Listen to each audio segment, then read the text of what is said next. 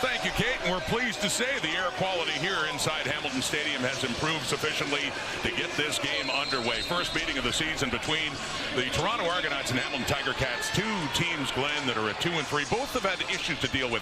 Let's start with Hamilton at quarterback. Bo Levi Mitchell gets hurt 2 weeks ago. Jake Dolegala last week against the Riders. Now Trey Ford gets his first start for the Cats. Yeah, it wasn't just Jake Dolegala's fault in the loss to Saskatchewan, but only 7 points generated. So Scott Milanovich has decided he's going to give Trey Ford the opportunity. Ford, as you remember, has got the art of the escape down pat. We'll see how he plays in this one. It's a great opportunity. Mackay Polk has been activated in the Toronto offense. 3 touchdowns in the last 2 games. Mike Miller in his first season as Argos head coach. He spent the previous 4 as the QB coach, and they're coming off a narrow loss to the Bombers in Winnipeg last week. And Scott Milanovich, who once coached the Argos to a championship in his 3rd season on the Hamilton sideline, and faced with that challenge of getting his team back into the win column after the devastating loss of their most valuable player, Bo Levi Mitchell, a couple of weeks ago. Well, the Ticats won the toss. They have deferred. And no Jadarian Grant here, too. A new returner coming up here for Toronto. You see Sam Hicks back there as well. So this is underway on a Saturday night in Hamilton. And the Argos will get the ball first. The wind is picked up and allowed this to get going. That's the new returner for the Argos. That's Dymere Miller making his debut. And here comes Chad Kelly now, the most outstanding player in the league 3 years ago. And now, coming off that injury last year, suits the leading passer in the CFL. Well, he loves the deep ball, loves to push the ball down the field, has more big plays, those 30-plus receptions than any quarterback in the league. And last week, the first game, 0 interceptions for Chad Kelly. He has 8 on the season, trying to clean up that part of it, and still throw it deep, but throwing it there, and it's just a short one. Julian Hauser got his hands up and knocked it away, so batted down, 2nd down coming up. Brandon Kemp is back at that right tackle position on the offensive line for the Argos. That's the group that their task, if they accept it, is to protect their quarterback, so he gives him time to go deep. And Mackay Polk I mentioned off the top, because 3 touchdowns in the last 2 games. You go back to that Bomber game, he had over 100 yards in that one, so they're starting to get him more involved in the offense. This is a big play offense. 14 times this season already they pushed it for plays of more than 30 yards. 2nd down and 10, and that one more of an intermediate route caught by Demonte Coxie, and after the catch, stiff arms away and picks up a 1st down across midfield for the Argos. I don't know about you, but I've already feel the tension. Do you feel the tension when these 2 teams meet? I mean, just a little more jump in their step, just a little more take it on, and when they get to the sideline and are run out of bounds, it's that right hook to the shoulder pads just to try to send a message early in this game. It's an old rivalry over 75 years, and at many times a nasty one. You're right about that. No love lost between the black and gold and the double blue, even with players having played for both of these teams. We'll get into that too. 1st down, and Kelly rolling to his right. And there we go with a deep look into double coverage, and down and intended there for that new receiver Miller, and just not quite down. It hits the turf first. It's incomplete. Yeah, this is what we're talking about Kelly trying to push the ball down the field. It's really one-on-one to his new returner in Miller.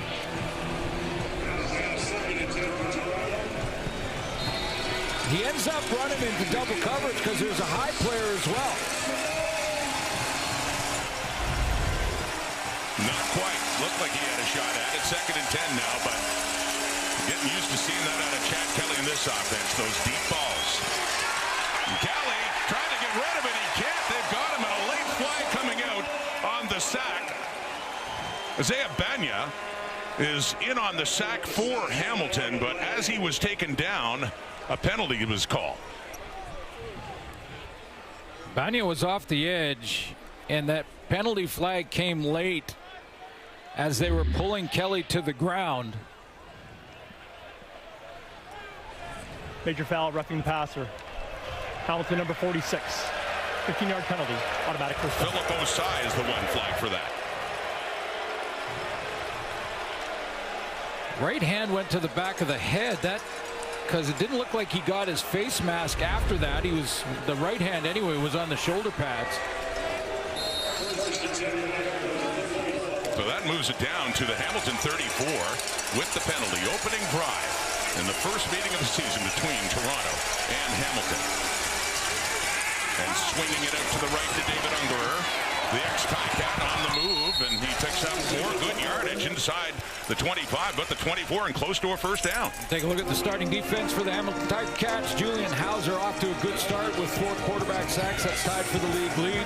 One change in the linebacking core. Braxton Hill is out. Jordan Crook out of Arizona State. And Arkansas is in. And Katsatonis, another interception last week versus Saskatchewan. He now has 3 and counting on the season. So Crook at will, and he does have one other game experience. Got the start in the season opener against Montreal here. 1st and 10. And a running play. And that's Isaiah Smith, the rookie out of Guelph, taking it down to the Hamilton 15.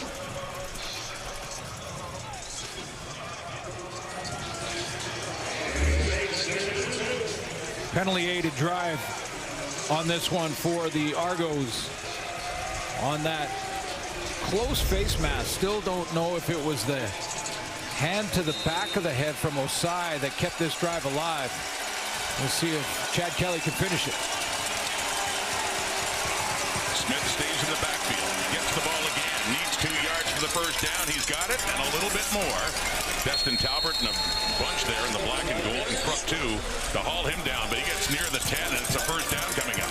Let's take one more look at that sack. This is the play that kept this drive alive, and okay, you see the left hand and how Kelly's mask gets twisted. So there is the call. That's a great angle to show you exactly what happened. Kept it going for Mike Miller and that Argonaut offense, and now they're down. It's still a 1st and 10, just outside the 10 where they scrimmage. Kelly has time, and he swings it over to the left. That's caught by Smith. Takes a hit, works his way down closer. And it's becoming a busy opening drive for the rookie Isaiah Smith as a good pickup on first down.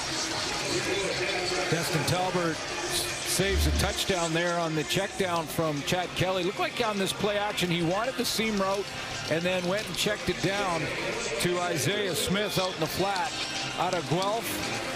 Good contact made by Talbert saying, okay, you got to play there, but you're not getting in the end zone. Nice play of the drive coming up here. Isaiah Smith drafted in the 2nd round in 2026 and listed as the starting running back on the depth, and yes, he's been getting touches so far. 2nd and 2, back to Smith. Now bear in mind they could get a first down without a touchdown. They're awfully close to it, as he needed to get just down to the 1 or just inside. So a 3rd down and short coming up here.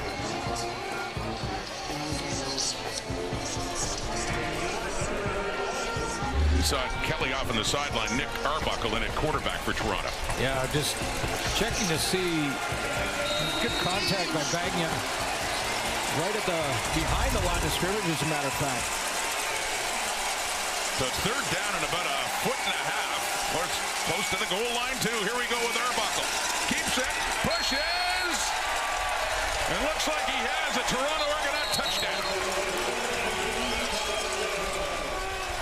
So a great start for the Argos. One penalty helped out, but they move their way down and get the first points on the board. Yeah, penalty aided, but that's okay for the Argos. They moved down. It was a good call by the officials. It was face masking and roughing the passer. Arbuckle finishes the drive. The Hamilton Tiger Cats have been very good in the penalty department so far this season. In fact, ranked 2nd coming in, just about 50 yards in penalties per game. But that one kept that drive alive, and Chad Kelly was able to finish when Arbuckle came in and show yardage. Liram Hiralau, the point after with a new holder. The punter is James Burnup, replacing the injured John Haggerty, and up and through it goes to add an extra point after a 10-play, 64-yard drive to open up this game, and about 5.5 minutes capped off by this. Nick Arbuckle takes it in. Back in Hamilton, another look at the opening drive by the Argos, capped off with a touchdown. Yeah, good start to the game for the Argos on the road again this year. That was the penalty, one of 10 plays on the drive to get them down close enough that Nick Arbuckle in short yardage could finish it. 64-yard drive, finished with the major, and a little big back and forth, and trash talking with the rivals. I was going to say, how big is the rivalry? Nick Arbuckle is about as big a pacifist as you can find. He's pretty fired up there with Owen Hubert after getting into the end zone, discussing things now with number 3 on the depth of the Argos, Tucker Horn. It's Liram Hajrullahu now. Got that on the tee at the 30 to kick it off. Isaiah Wooden. And Trey Ford waits in the wings for his first start as a member of the Hamilton Tiger Cats, now in his 5th year. About to get the ball as Wooden takes it at his 25. Isaiah Wooden with it. And straight up runs into fellow returner Myron Mitchell before falling down just across the 40. So Ford, after 4 years with the Edmonton Elks, and from just down the QEW, Niagara Falls, a lot closer to home, and getting a start again coming up on a Saturday night in Hamilton. Trey Ford had 23 career starts with the Edmonton Elks. Last year, though, you take a look at the numbers that he had, Suits, and ultimately pulled just a little over a year ago for Cody Fajardo. Yeah, I mean, when you take a look at Trey Ford's career, it's those starts you talked about. 10 of them were wins. It was 1-4 before departing from Edmonton, and then ending up here in Hamilton. Lots of discussion this week as to whether it should be he or Jake Dolegala before he gets the start. It was Dolegala last week, and that one not near Myron Mitchell. It is too far and too high, and it falls down for a second down. Offensive line for the Hamilton Tiger Cats, Brandon Revenberg, the longest serving Ticat. This is his 162nd game in the Canadian Football League, and with the skill set of Trey Ford, won't be surprised at all to see maybe Larry Roundtree have his best game of the season. You saw Jared Baines there in the booth, the offensive coordinator, working with Scott Milanovich on the play calls here in a 2nd down and 10. And Ford tries to take off and dumps it off nicely to Larry Roundtree, who gets it all the way into the Argos zone just as it looked like Ford was going down. And that's the kind of intangible that he does bring to this offense. Well, it's an escape routine that he could take to Las Vegas because he is that good at it, and that means that both Roundtree at a tailback spot, whether he's picking up blitz or trying to block for him, has got to be alert and be aware, as do the receiving corps. Unlike any other quarterback, Trey Ford is going to move around, make people miss, so you got to know your scramble rules down pat. And those two combined, Ralph Hawley had him. He had Ford as he was going down, but dumps it off. Gain of 19 to the Argo 51. Here we go now in a 1st and 10. Ford escapes again. A flag is out. Keandre Smith has it. And we saw right at the line of scrimmage, looked like the Argos were offside. Another late flag coming out just as Ford was tossing that off to Smith.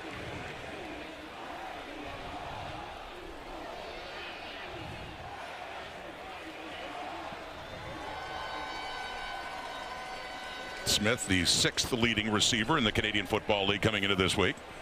Offside. Toronto number 95. 5-yard penalty. Remains 1st down. Jonathan Kongbo flagged for that. Just in the timing coming in. So they get the 5 yards. It's a 1st and 5 coming up here at the 46 of Toronto. Already midway through the 1st quarter. This is Hamilton's opening possession, down by a touchdown. Max Mang in motion, left to right, 3 to the left, handing off, right side. Not much there. That time for Roundtree on that 1st down gets maybe a yard, but a 2nd and 4 coming up. Take a look at the Toronto defense starting group up front. Andrew Chatfield, a couple of sacks on the season, but also in the top 10 in pressures. More on that as the game goes on. Maybe their best player on defense is Darius Pickett. And in the secondary, just because he's got such a great handle, Bubba Bolden starts at safety. We started with the Alouettes, had an interception earlier from Montreal, where he winds up with Toronto. 4-man rush, Ford completes it, 1st down. Nicely done for Mitchell. Gets it inside the 40 as this drive continues for Hamilton.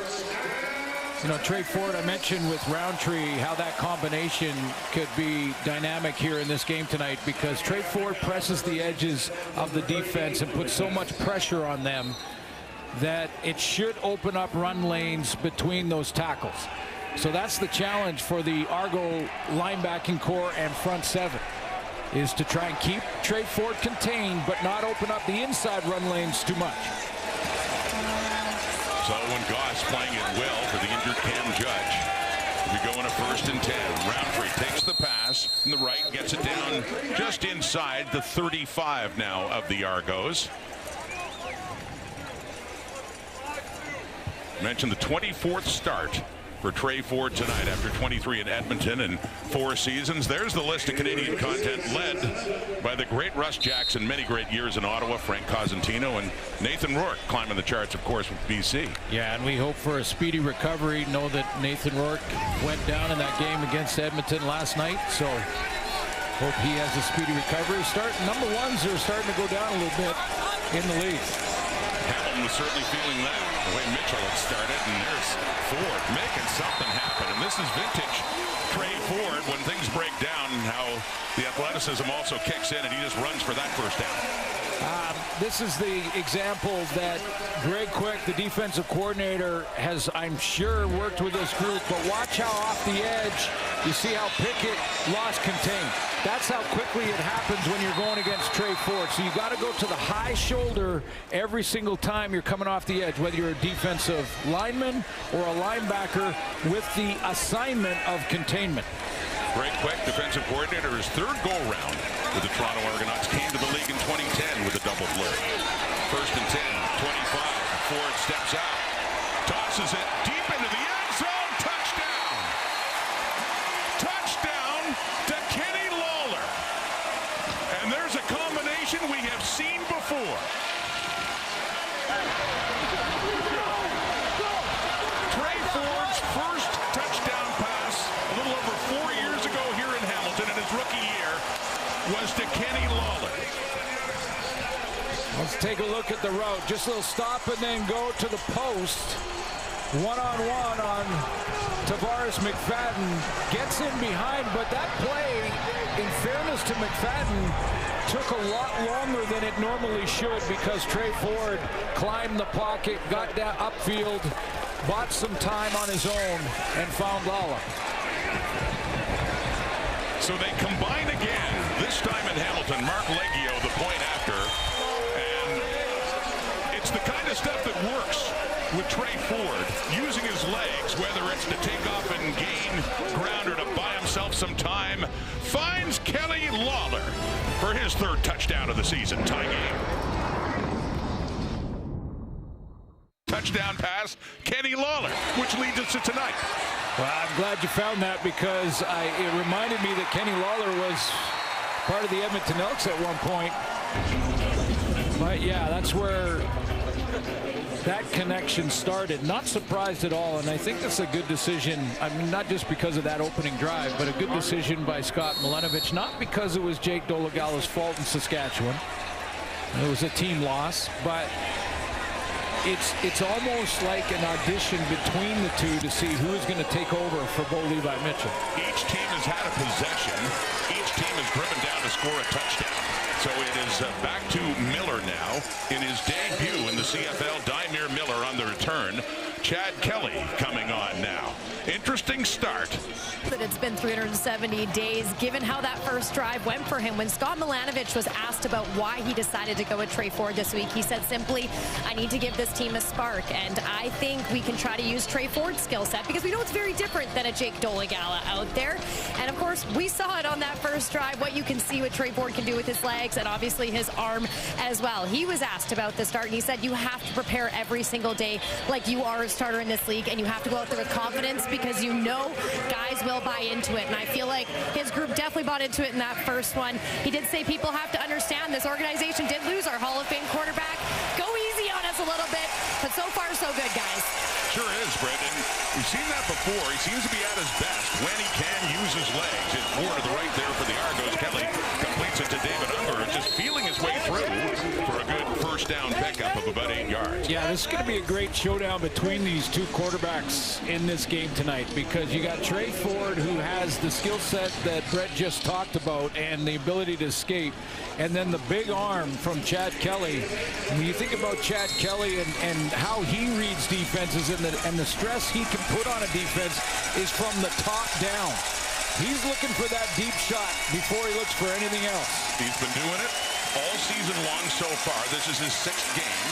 3 for 5 so far for 41 yards. They go to the ground. First carry in this one for Sam Hicks, who had been their feature running back, and he has enough for a first down Toronto. So we have basically Chris Angel on one side of sideline and the escape artist, and Chad Kelly, who's on pace for over 6,000 yards passing this season. I know it's early.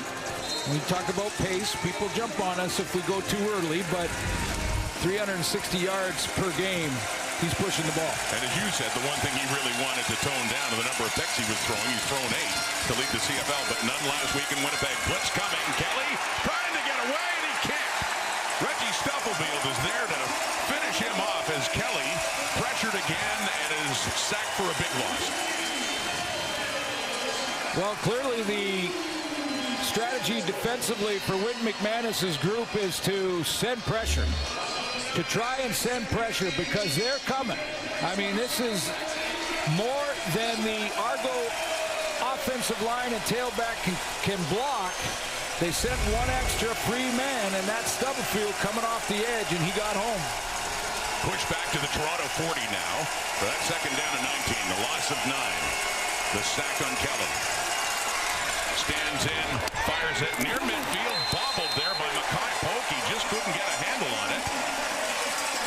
But Jamal Peters in on him, so that's it for the Argo drive this time around as they'll have to punt it away. Speaking of former Argos and Ticats, and there's a bunch of them out here in this game tonight, including Wynton McManus that we'll get to at some point, but that's just Jamal Peters stepping up and not allowing Mackay Polk to juggle that to himself. There's James Burnett in his debut for the Argos and the CFL for that matter. After John Haggerty got hurt last week, he was traded by the Ottawa Red Blacks, so his debut, and his flags out, and the return here by Wooden. Across the 40, here we go. Tripped up finally, and an excellent return by Wooden.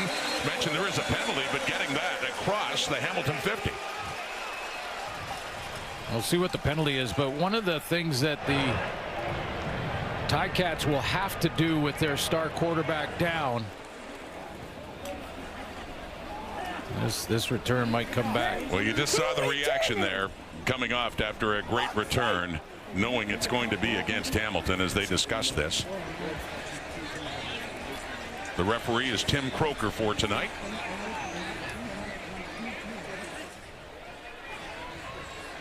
So many game-breaking returners in the CFL right now. That is certainly one of them. Hamilton, this is a 10-yard penalty. It remains third down. There was definitely 13 out there. Scott Milenovich wanted to remind everybody that it was a two-returner formation.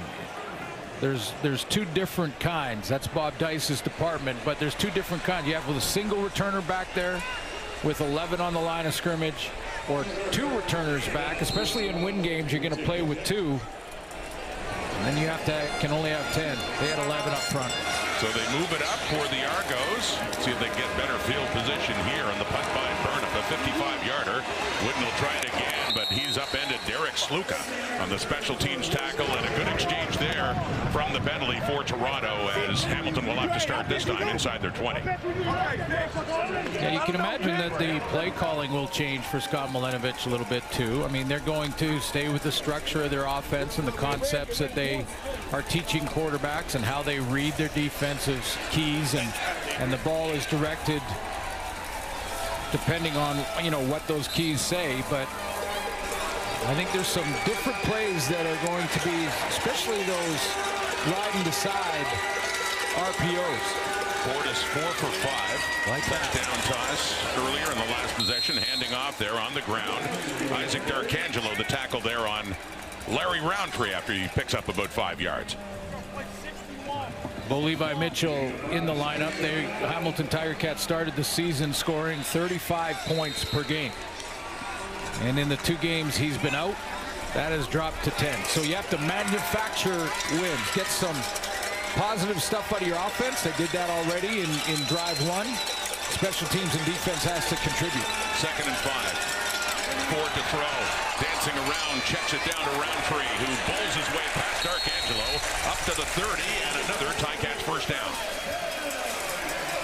Yeah, Roundtree already has 3 catches, couple of runs, and going to be more and more important. Those RPOs is always between tailback and quarterback, and the QB and Trey Ford gets a chance to decide whether or not he's going to pull it, depending on the defensive end and how he plays it, and then those checkdowns.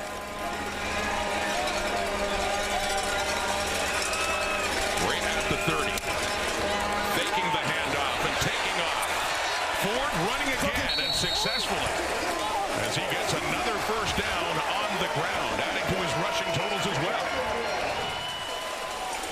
And what a quick first quarter this was, as each team only having the ball twice. Quentin McManus in Hamilton now against his old team. The Argos drove down for a touchdown. Trey Ford brought him back with that toss to Kenny Lawler.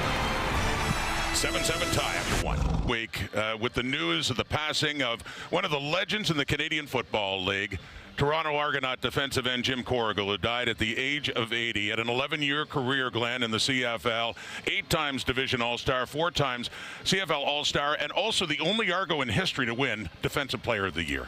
Yeah, and his number 79 retired at Kent State, where he played his college football, and was drafted in the 2nd round to the St. Louis Cardinals at the time, and chose to play with the Argos. And you know, just a unbelievable career. So our thoughts and prayers are with the family and friends of Jim Corrigal, and a great football player he was, and a better person. Absolutely. And when we commissioned a list of the top 50 of all time back in 2006, Jim Corrigal was number 38 on that list, and still regarded, of course, as one of the greatest to play in the Canadian Football League, passing away earlier this week. Second quarter begins, 7-7 tie. Trey Ford with the ball, and that one falls shy, knocked away, and falls shy of Myron Mitchell. 2 great opening drives for both teams in that first quarter. Chad Kelly drove it down the field for a major. Arbuckle finished the drive with a 1-yard plunge at the goal line, and then Trey Ford went to work. Couple scramble plays, kind of making it up as he goes along, which is his game. Found Kenny Lawler in the back of the end zone on a scramble. So that's incomplete. It's a 2nd down and 10. Ticats with their 2nd possession in this game. Ford scrambles around, takes off again, wants to run for that first down, and he will. And more sliding down right in front of Bubba Bolden. And again, we see it and we say it, using the legs of Trey Ford, whether it's to run or pass.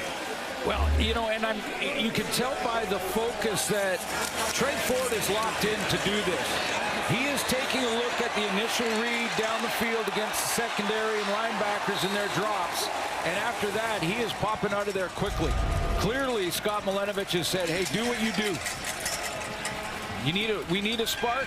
You can bring that spark with that. 23-yard gain for Ford. Handing off, they run again. It's Roundtree. Puts his head down, but not much doing right there. Owen Goss in on the tackle, and a 2nd and long ahead here for Toronto. Ford, though, rushing 47 yards already.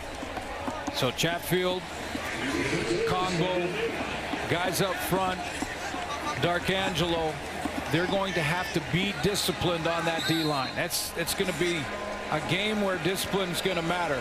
Every one of those gaps are vulnerable if you make them too wide. The gaps between guard center and guard and tackle. Hamilton has the ball at the Argo 41. Here in a 7-7 tie, early 2nd quarter. 2nd and 8. Ford stands in with time. And the throw, it's intercepted. There was a flag out earlier. That is picked up by Benji Franklin, who was tackled by the intended target, Kenny Lawler. So we'll wait and see what the flag is. We could have our first turnover of this game. Kenny Lawler slipped trying to get back to the football. Offside. Hamilton, number 37. Penalties decline. Still for the play as a turnover. First down, Toronto. And the second interception of the season for Benji Franklin. Every time we talk about Benji Franklin, I think back to that playoff and Grey Cup run when he had an interception in the semi, the final, and the Grey Cup. A couple of them. Which reminds me of that playoff run where his eyes never left Trey Ford the whole time. He was running the rope for Lawler. Lawler tried to stop him to get there.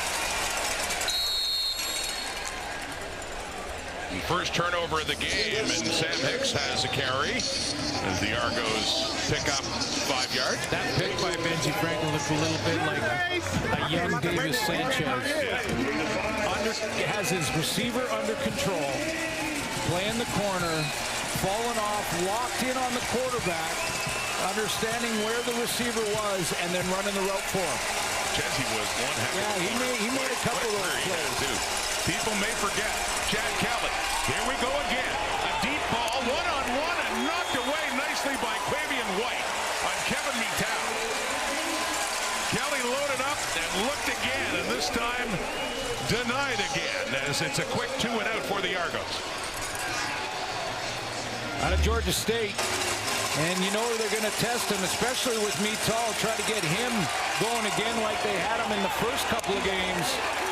Well played, a little bit of hand fighting going between the two of them. Got to let that go. And the knockdown. James Burnup, the punter, his debut in the CFL. And off the hop, Isaiah Wooden takes it at his 15.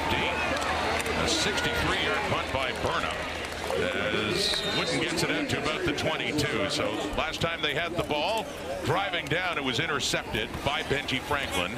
7-7 tie. Trey Ford coming back on. But the defense for the Ticats won the sudden change. Because whenever there's a sudden change like that in a turnover, team that just grabbed that turnover has got all the momentum. They go down and score, and it starts to roll on you pretty quickly. Hamilton defense got a 2-and-out. Well, Hamilton, as a team, had early season momentum. They lost their opener in overtime, a game they felt they should have won.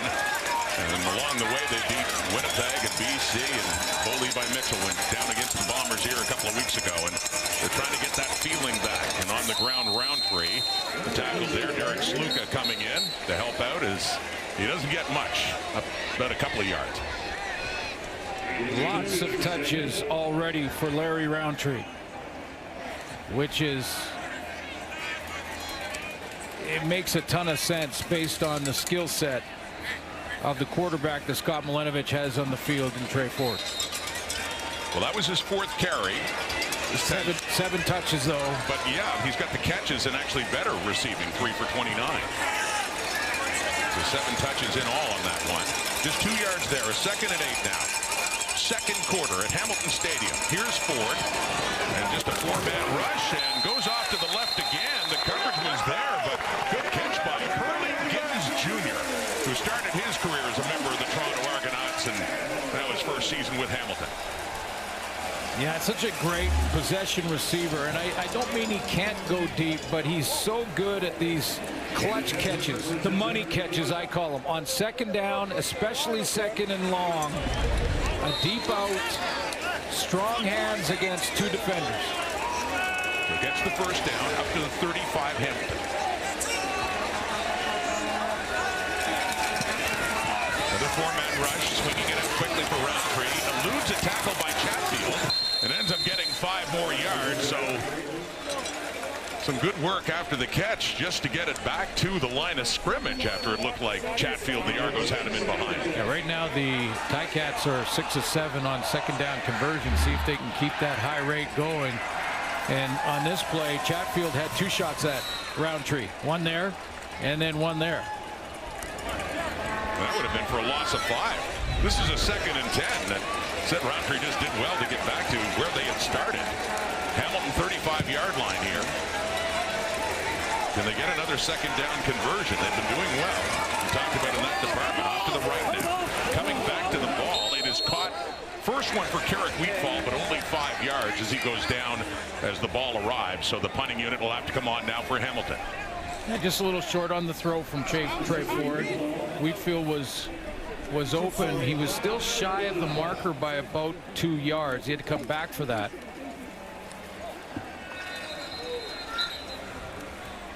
So for the first time, we will see Hamilton's punter tonight. It's Mitchell McCarthy. And like James Burnham, who's punting for the Argos, both out of the Pro Kick Academy in Melbourne, from the Melbourne area. Two of the many Australians you see kicking in the Canadian Football League. McCarthy won a national championship with the Indiana Hoosiers earlier this year. And there's Burnham. He played for Alabama. And Burnham will also be the holder in this game. And that's a skill that takes some time to. Well, you would know. It's all about the timing between center, holder, and kicker and Hairolahu. And you know, when you think about it this way, that exchange from 7 yards away from the center to the holder and then the ball being kicked has to take less than 2 seconds, or you can get it blocked. It's taken for granted, but not all that easy at times, to be sure. McCarthy has that role too, but also as the punter and getting it away. Back there is Dymere Miller. Lost the handle for a bit as Tyler Ternowski was trying to make him pay for that one. It is CFL debut.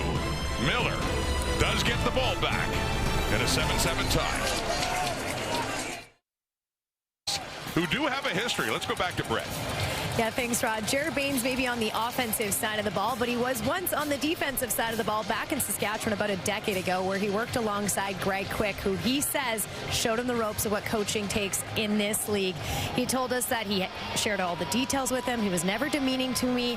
He always taught me what it was like to be a pro. Quick, in turn, said Baines is a great example of what it takes to be a coach in this league and gain the ranks and work your way up as to what he's done now. Now, Suits, one of our favorite stories that he told was the fact that Baines said he remembers arriving at a meeting about 5 minutes early back in the day, and Quick said, that's not going to fly. You have to be first here and last to leave every day. Yeah. Hard-working coaches, and that's in the hands of number 25, Sam Hicks. It is so great to be able to talk to the coordinators in our preparation for games, and both Jared and Greg, great mutual respect. And I love that story because Greg, you know, if you're 5 minutes early to a meeting, you're already late. And he was basically saying, he was a young guy, and we were teaching him the ropes, and I said, listen, you got to be first in, last out. No player can beat you ever into the office. Jared learned quickly. Second down and 1 at the Toronto 28 after that pickup by Hicks. Just trying to get to just about the 29 on that second and short. Yeah, and if you're wondering, you know, is Jared Baines calling the plays for Hamilton? He's not. It's a collaboration with he and Scott Milenovich. So Scott Milenovich is looking at his play sheet. He's getting input always from Jared, what he sees from above, and then they coordinate. Some plays are suggested to Scott Milenovich. Sometimes he waves them off. Sometimes he goes with them. But it's a great collaboration. Argo football, and back to Hicks going left side, and Wynton McManus, ex-Argonaut, among those in on the tackle there for Hamilton after a 4-yard pickup by Hicks. Two-time All-Star, 101st game of his career for Wynton McManus. And oh, by the way, spent 4 years wearing the other jersey. Yeah. Oh, we talked to him about that. It's a different feeling for him, to be sure. He didn't have to move, of course. Two cities are so close together, but still must really feel the move right now. We're talking goal instead of double blue. Getting it away quickly is Kelly. Mackay Polk has it. And Polk with his first catch as he turns it back up inside and backpedals, and Destin Talbert finally wrestles him down inside the Hamilton 50. A big pickup and first down there for Toronto. Just outstanding. First of all, just the count by Chad Kelly to know that there's going to be a free guy. And actually, the free guy was Wynton McManus on the outside. He tried to time that jump and get the knockdown, but calm, cool, collected Chad Kelly recognized blitz, recognized he didn't have all the guys blocked up front, including McManus, and just calmly threw it up to that wide side out. But Chad Kelly is 5 for 9 for 69 yards. Opening drive went for a touchdown. And now this one inside the 50, right down to the Hamilton 49. 5:41 to go until halftime, and there was a time when McManus would have considered this enemy territory. Now he's trying to fire up the crowd as the Argos call a timeout. But Grey Cup champion with the Calgary Stampeders, where he broke in 2018, and of course won a couple more cups with the Argos in 22 and again in 24. Yeah, and his defensive coordinator right now, Brent Monson, was the linebacker coach in Calgary at that time. So they have an outstanding relationship. And when your defensive coordinator and your linebacker are on the same page, good things happen on defense. Here's Kelly again. Play fake. Another deep ball. One-on-one coverage and nearly picked off by Zamari Walton in coverage there, and David Unger, who wants a flag. Yeah, Mike Kelly and Chad Kelly are, excuse me, Mike Miller. I keep doing that. Mike Kelly, an old coach in the CFL. Yes, that's why I keep doing it. No, Mike Miller and Chad Kelly are clearly going to test Jamari Walton and Quavian White on that side of the field. Two young defensive backs finding their way. Test them, see how they play. So far, they've made both plays. Well, we mentioned that the Argos lead the way in big plays, passes of 30 yards and more with 14 coming in. They've tried several. Haven't clicked yet. They keep trying. And there's Isaiah Smith.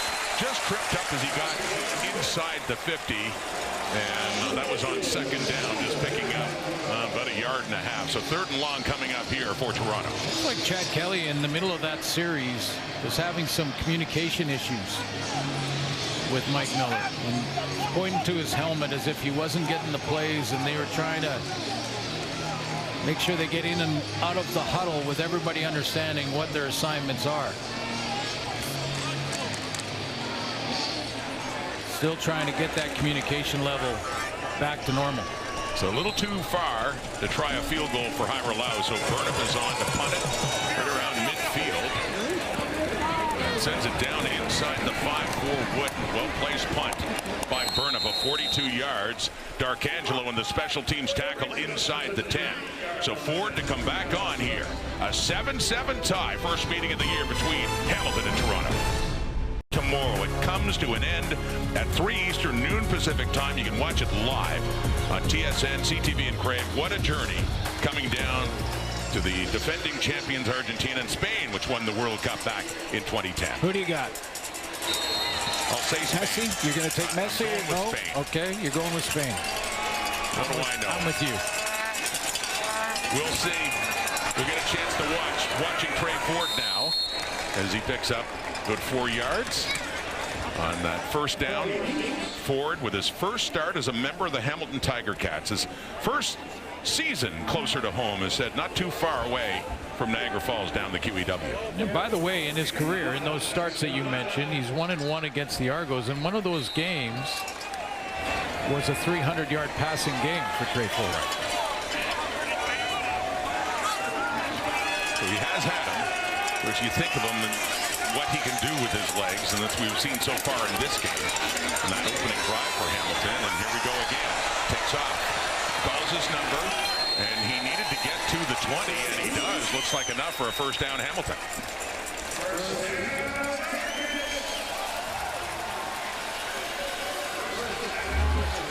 That's the gaps I'm talking about. You know, there's a little twist up front between defensive tackles, but when you're with Trey Ford, This is the 3-minute warning. Oh, we're going to 3 minutes. But when you're playing against Trey Ford, that gap responsibility is so important. A quick first half. 3 minutes left in it. Still in a 7-7 tie in Hamilton. Far in Milt, did you get a new chain for Dog of the Week? Ron Smith, my Dog of the Week. You should say meow.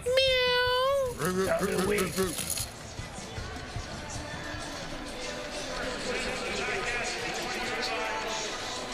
There it is, the new chain. It's become the biggest question. Heading back to the studio, who's going to be the dog of the week? Brought to you by Milt Stegall. You gotta love that. Halftime, get it closer here. 7-7 tie from the Hamilton 20 and a 1st and 10 for Trey Ford. Has the time, goes to the left, wide open. Keandre Smith does a nice spin too, and another one to get it up at the 40, and a 1st down for the Ticats. So far, I know the panel is getting ready to break down the first half for number 5 for Hamilton. But, you know, we've seen him play a ton and seen him play as a starter in Edmonton. And, you know, I think he's locked in and is on the same page with Scott Milinovic and Jared Baines upstairs when it comes to the play calling and keeping him comfortable. Gain of 21, Keandre Smith.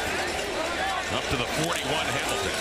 Handing off Larry Roundtree. Meeting him in the hole is James Caesar. It is first year with the Argos and stops him in his tracks for a limited gain. Yeah, sometimes those DBs have to get in run support. And usually when you're one-on-one with a big tailback, Roundtree's about 211, so he's not an oversized tailback for sure, but that was just great help on the run by Caesar. Nice form tackle, got down nice and low, drove the hips through. Gotta love that. From the Detroit area, went to Southern Illinois his first year with the Argos. Here's Ford, and he checks it down to Roundtree. Picks up some steam across the 50, and looks to be enough for another 1st down. The sticks will move again for Hamilton. That's an 80% second down completion percentage for Trey Ford. He's 8 of 10 on second downs. So far, I would suggest the experiment working well. If you take one play off the board, that interception to Benji Franklin, and sometimes defense can win. They're allowed to win sometimes. Sure are. Up to the 51 now. Let's see what this Ticats offense can continue to do now. Getting late until halftime. Quickly out and right into the hands of Carrick Wheatfall with Benji Franklin timing it up and right over him just across midfield. That's the test for Trey Ford in this Argo defense. Greg Quick is sending some blitz now, and it's been in the second quarter. He's sending a few extra linebackers, maybe a guy from the secondary, and he wants to see if Trey Ford can recognize it and get the ball out of his hands quickly. He knows that if they go with 4-man rush, there will be run lanes open.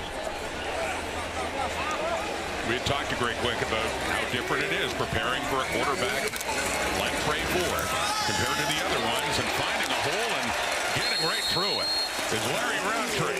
And that's easily enough for another 1st down. Impressive drive late in the first half for the Hamilton Tiger Cats. So when Trey Ford presses the edge, it puts pressure on the edge, and he makes Chatfield stay out wide to make sure he has contained.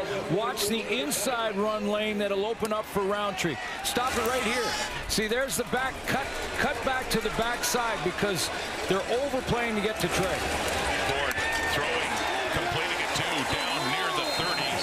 Curly Gittins with Bolden on him. Another 1st down.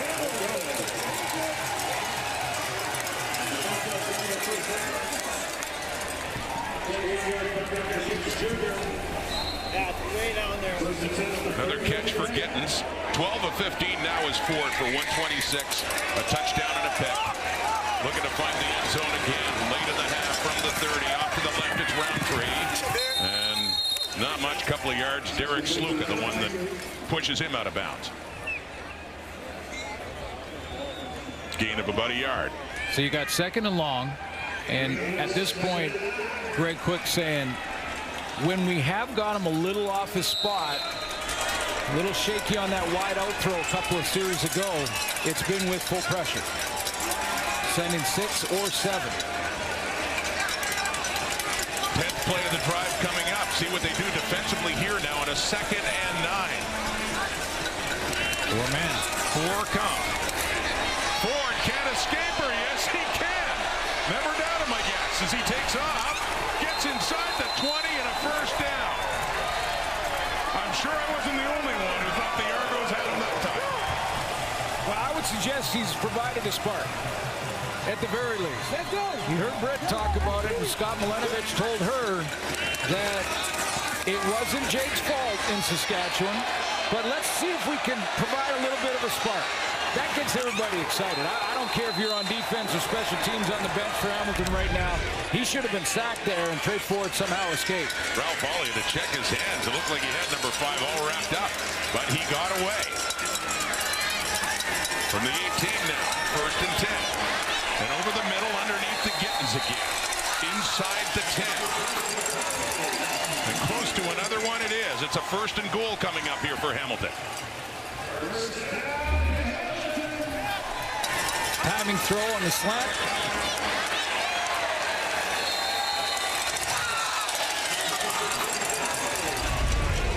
In their first possession, Ford, the Ticats drove down, scored a touchdown. Looking for another here, rolling to the right. Buying time into the end zone, close, and it is caught by Keandre Smith. But just coming back to the football and out of bounds. Well, they may be taking a look at this in real time.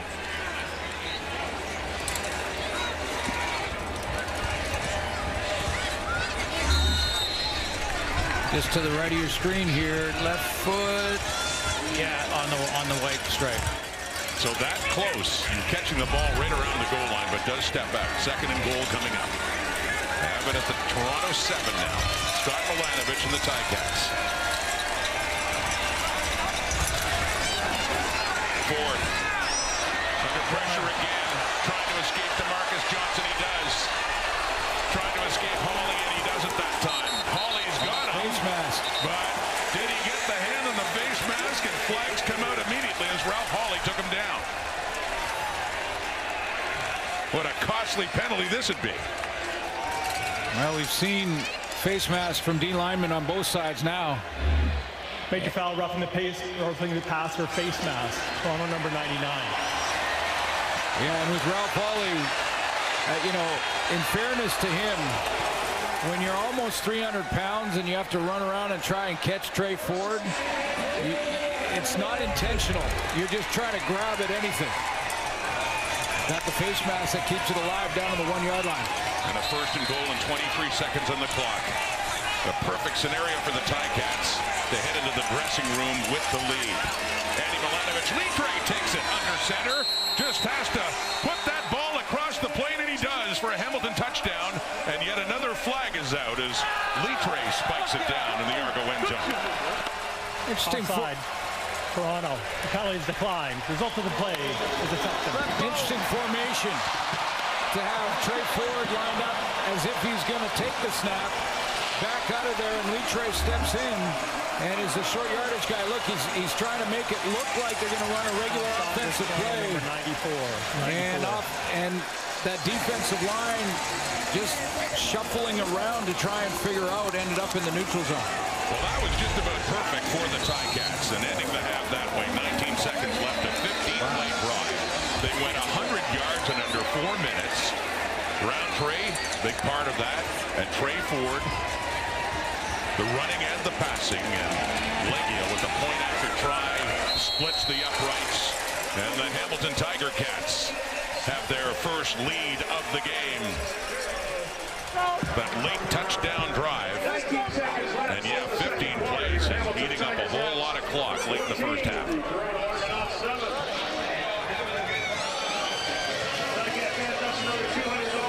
How about that spike? What do you give it out of 10?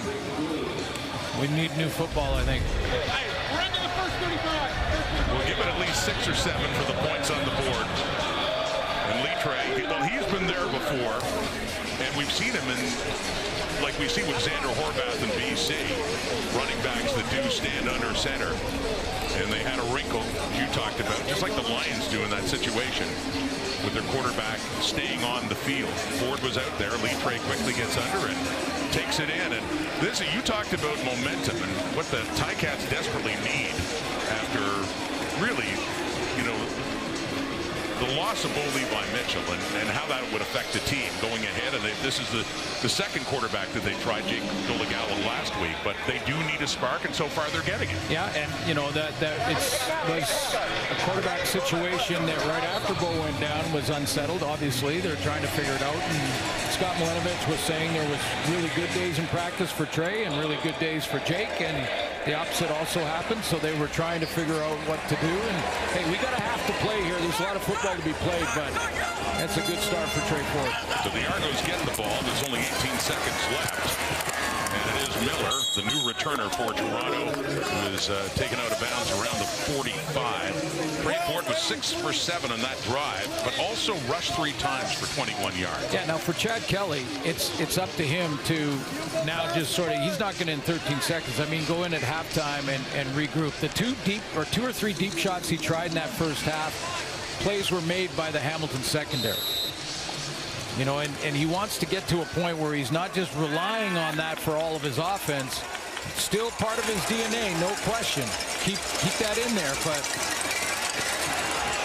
And that one's knocked away at the line of scrimmage. Looks like Miles Fox was in on that for the Ticats defensive front, but they knocked that away. And 7 seconds on a 2nd and 10, and the Argos still on their side of the field. Yeah, you know, I'm not suggesting that Chad Kelly all of a sudden changes who he is, and like I said, he loves to take some shots, so you got to allow him to do that. But what they need to do in the beginning of that third quarter is to give their defense a little bit more rest, get some drives together.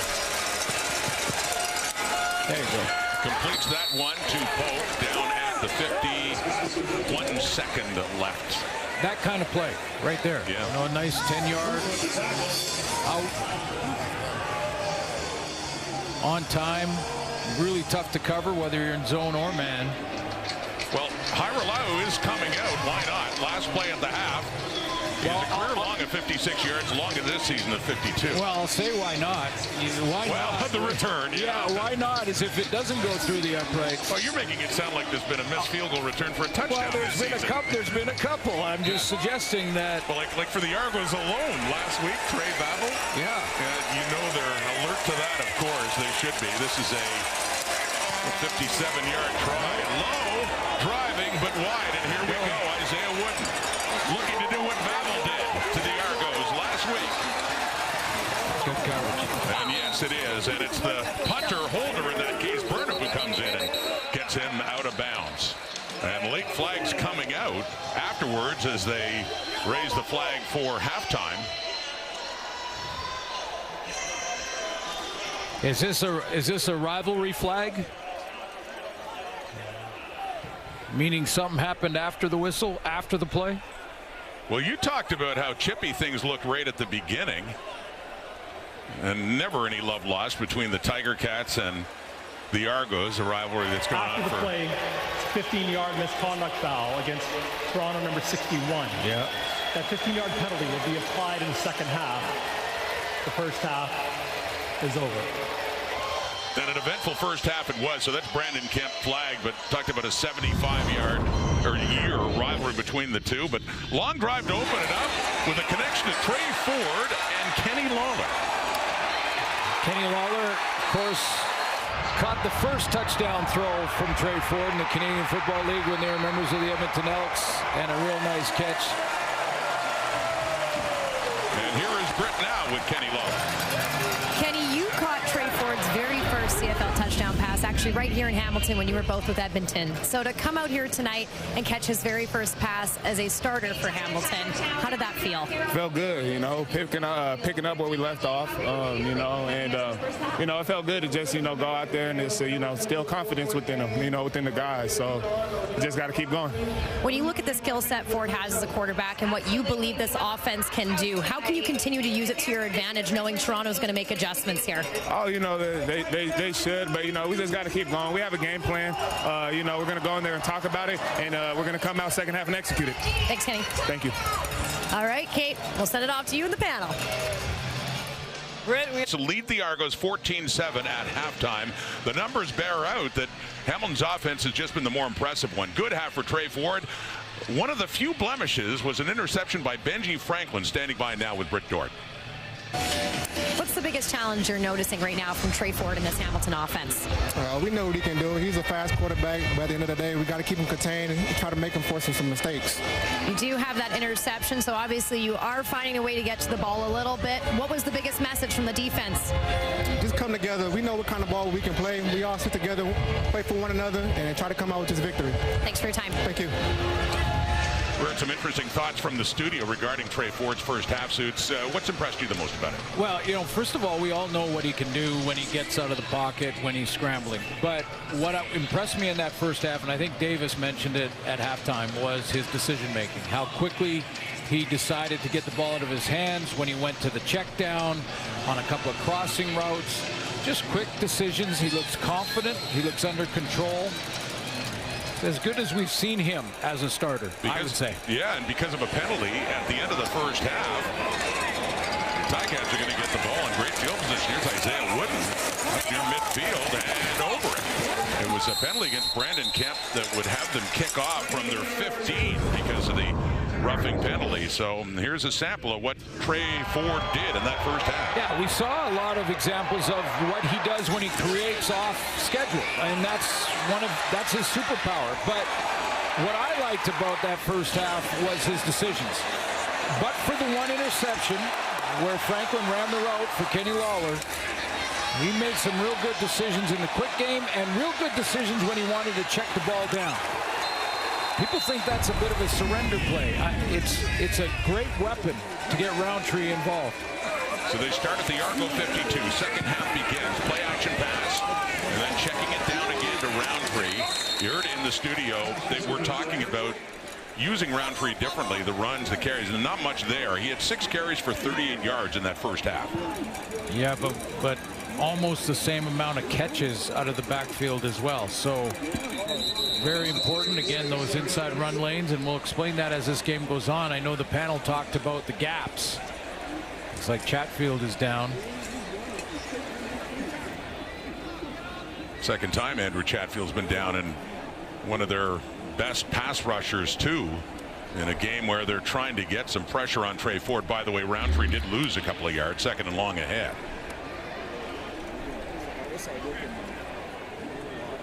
Working on Trevor Reed. See Chatfield going down.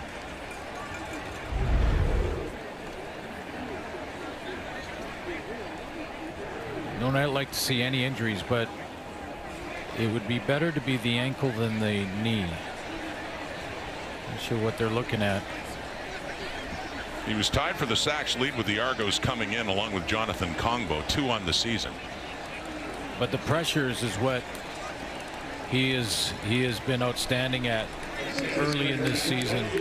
Ranked 6th in the Canadian Football League with 15 quarterback pressures coming into this game. So you're in the top 10 in pressure. Sometimes that's as important because it can generate turnovers.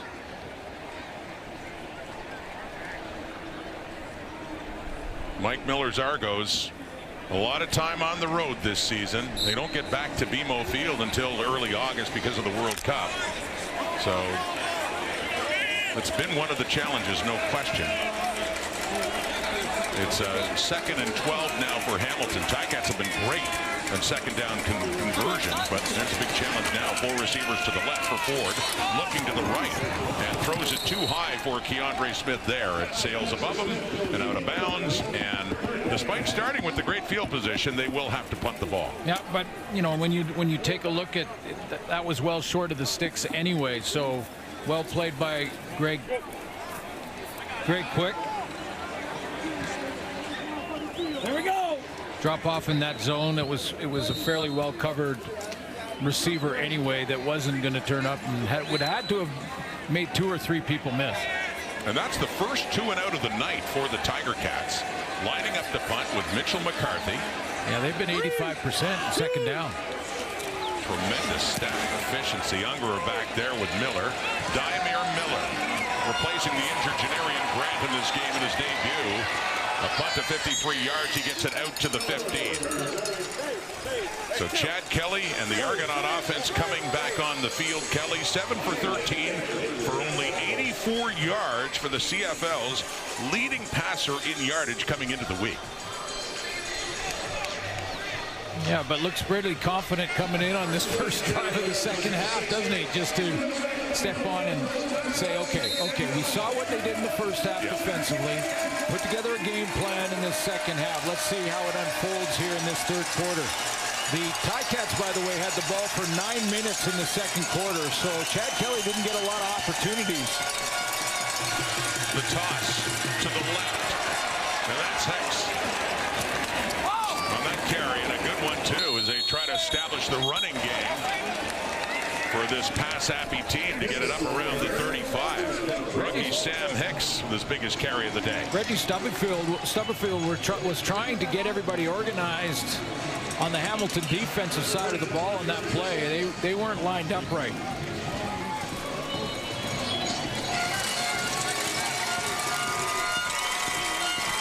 Up across the 35. First and 10 Argos, down by 7 here. Opening possession of the second half. Coming in at 2 and 3. Kelly stepped in. Jamal Peters has it. And Kelly's thrown his first pick in a couple of games, and it's a costly one because Hamilton will set up shop right near the Toronto 30.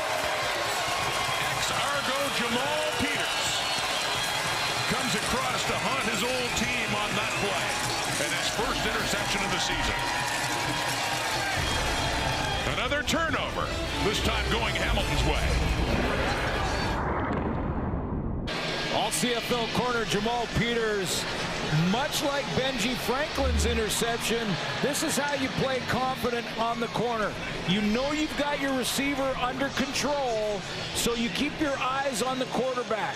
And then as he keeps his eyes back on Chad Kelly and sees that slant route, when you play against Chad Kelly as a DB, you're always thinking, believe what you see. Even though he looks covered, Chad will try to fit it into some tight windows.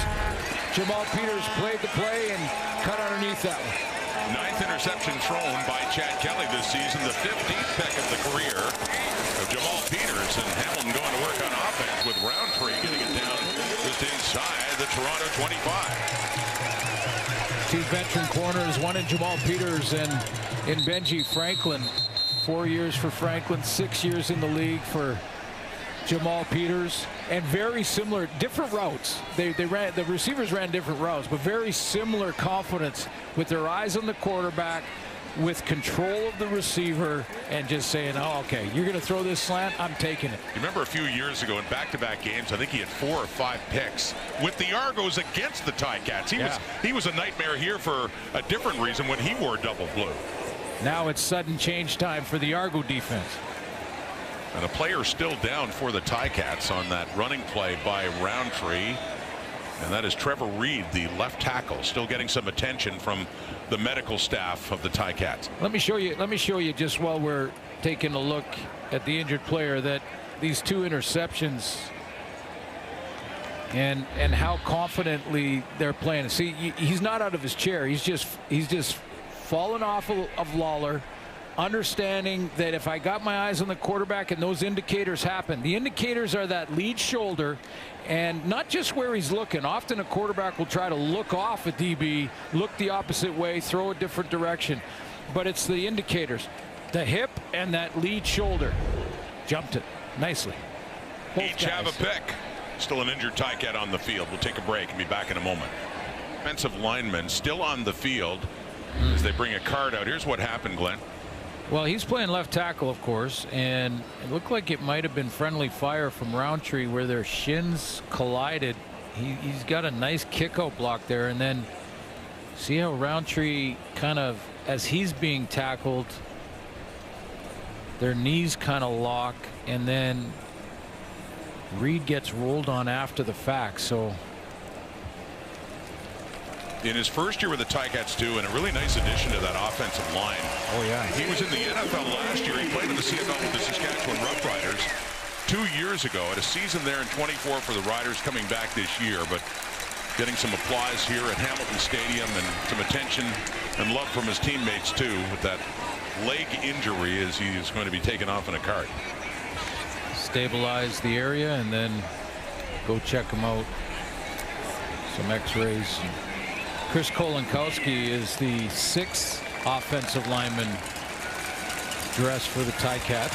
And Kolinkowski started the season at center with Liam Dobson at guard. And I wonder what kind of juggling they're going to do now, because he's the left tackle, as Reed acknowledges the crowd as he is taken off. But they'll have to do some juggling here on their offensive line, of course, with Kolinkowski coming out.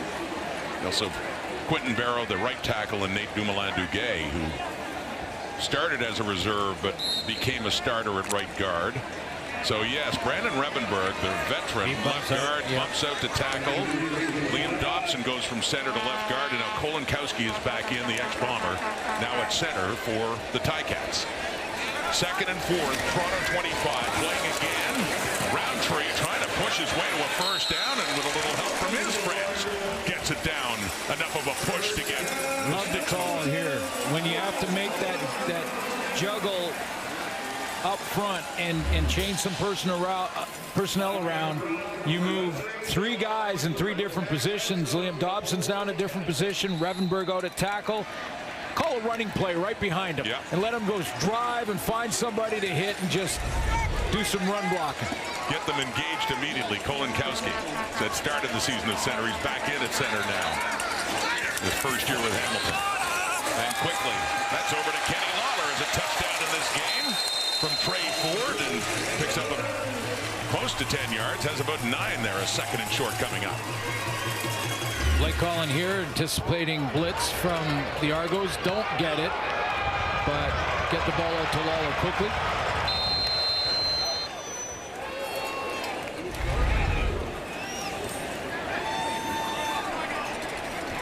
Jake Dolegala is in. He got the start for Hamilton last week against the Saskatchewan Roughriders, and had been the short yardage quarterback, which he continues to be here on a 2nd down and 1. Comes in for Ford, and they are down to the Toronto 11 now. Knocking on the door here after the interception by Peters. Dolegala. Oh, I don't know about that. He needed to get to the 10. I'm not sure he got there. Some good work by the Argo defense here.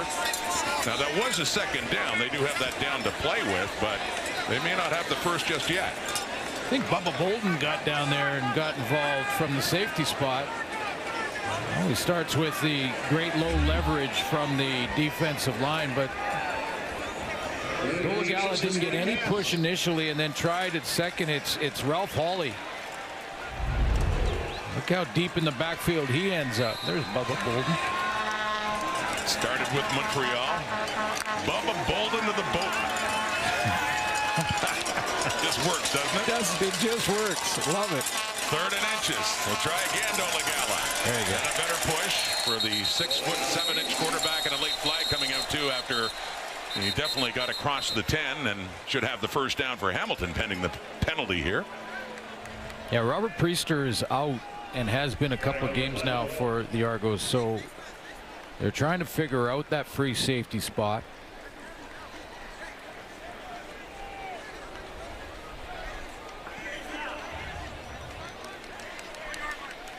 Both D lines, and I'm not sure who this is on, but it looks like it's going to be another face mask. Major foul, face mask, Toronto number 35. First down to the 1 yard line. Darkangelo gets it this time. The middle linebacker, Isaac Darkangelo, and with that, we got a 1st and goal right down at the 1. Yeah, and both teams a little sloppy when it comes to that. That's about concentration. You can see the right hand across the face mask of Dolegala. Ticats have a great chance now to go up 2 touchdowns in this game. 1st and goal, and Dolegala stays in at quarterback. The 3rd straight carry for Jake Dolegala, and a touchdown for the Hamilton Tiger Cats. Points off the turnover after the interception by Jamal Peters, and they make Toronto pay and add to their lead. Well, it's behind us now, but that was a borderline call. I mean, that was tough to call a face mask penalty in short yardage when you're just trying to drive to make the tackle, and didn't look like he grabbed the mask there either. But having said that, down to the 1, Dolegala finishes it. We've seen a couple of those penalties now that have extended drives. 2 face masks on the night. The point after by Leggio after the 4th rushing touchdown of the season for Tiger Cats quarterback Jake Dolegala. the start of this night. But he gets high fives and pats all around for getting into the end. Using your hands correctly, where your hand placement is, even for the big guys up front that don't handle the ball. This is a penalty in the opening drive that kept that drive alive. A face mask there by Toronto late in the half led to this touchdown. And then one more by D'Arcangelo, face masking, leads to the Dolegala touchdown. So, you know, your hand positioning, even for a big defensive lineman or linebacker, so important. Got to keep the hands down and drive through when making that tackle. Been costly for both teams. It has been, and especially costly for the Argos now, who scored the first touchdown, but now find themselves behind by 2 TDs, 21-7. Daimir Miller back for the kick return here for Leggio with the ball at the 30. The Argos come in at 2-3. They had a 2-1 start, but gave up a lot of points to the Calgary Stampeders a couple of weeks ago. And they lost in Winnipeg in a closer one, a real momentum swing and a missed field goal return for a touchdown that was a 10-point swing in a game they lost by 9 to the Bombers last week. Now down 14, and it is back for Miller in his first game in the CFL. And a good return brewing here, and he's got some speed and some room. Miller, Daimir Miller, finally gets tackled there by Loic Gagne, but not until he ventures deep into the Ticat zone inside the 30. Well, impressive return, no question, and great speed, as you mentioned, but Gagne's hustle just saved the touchdown and gave his defense a chance here to get a stop and maybe just give up a field goal. This is great speed, and in their debut to make a big play on the outside, show that speed, outstanding, but Gagne's not giving up. Great hustle from behind, and he can't believe he got caught. Mickey Donovan looking on, special teams coordinator, liking that. Daimir Miller out of Rutgers. And a big play on special teams for the Argos is Kelly. Over the middle and caught. And that's Tyler Common, the leader in touchdown catches in the Canadian Football League. Gets them a whole lot closer to getting back in this game after a gain of 21.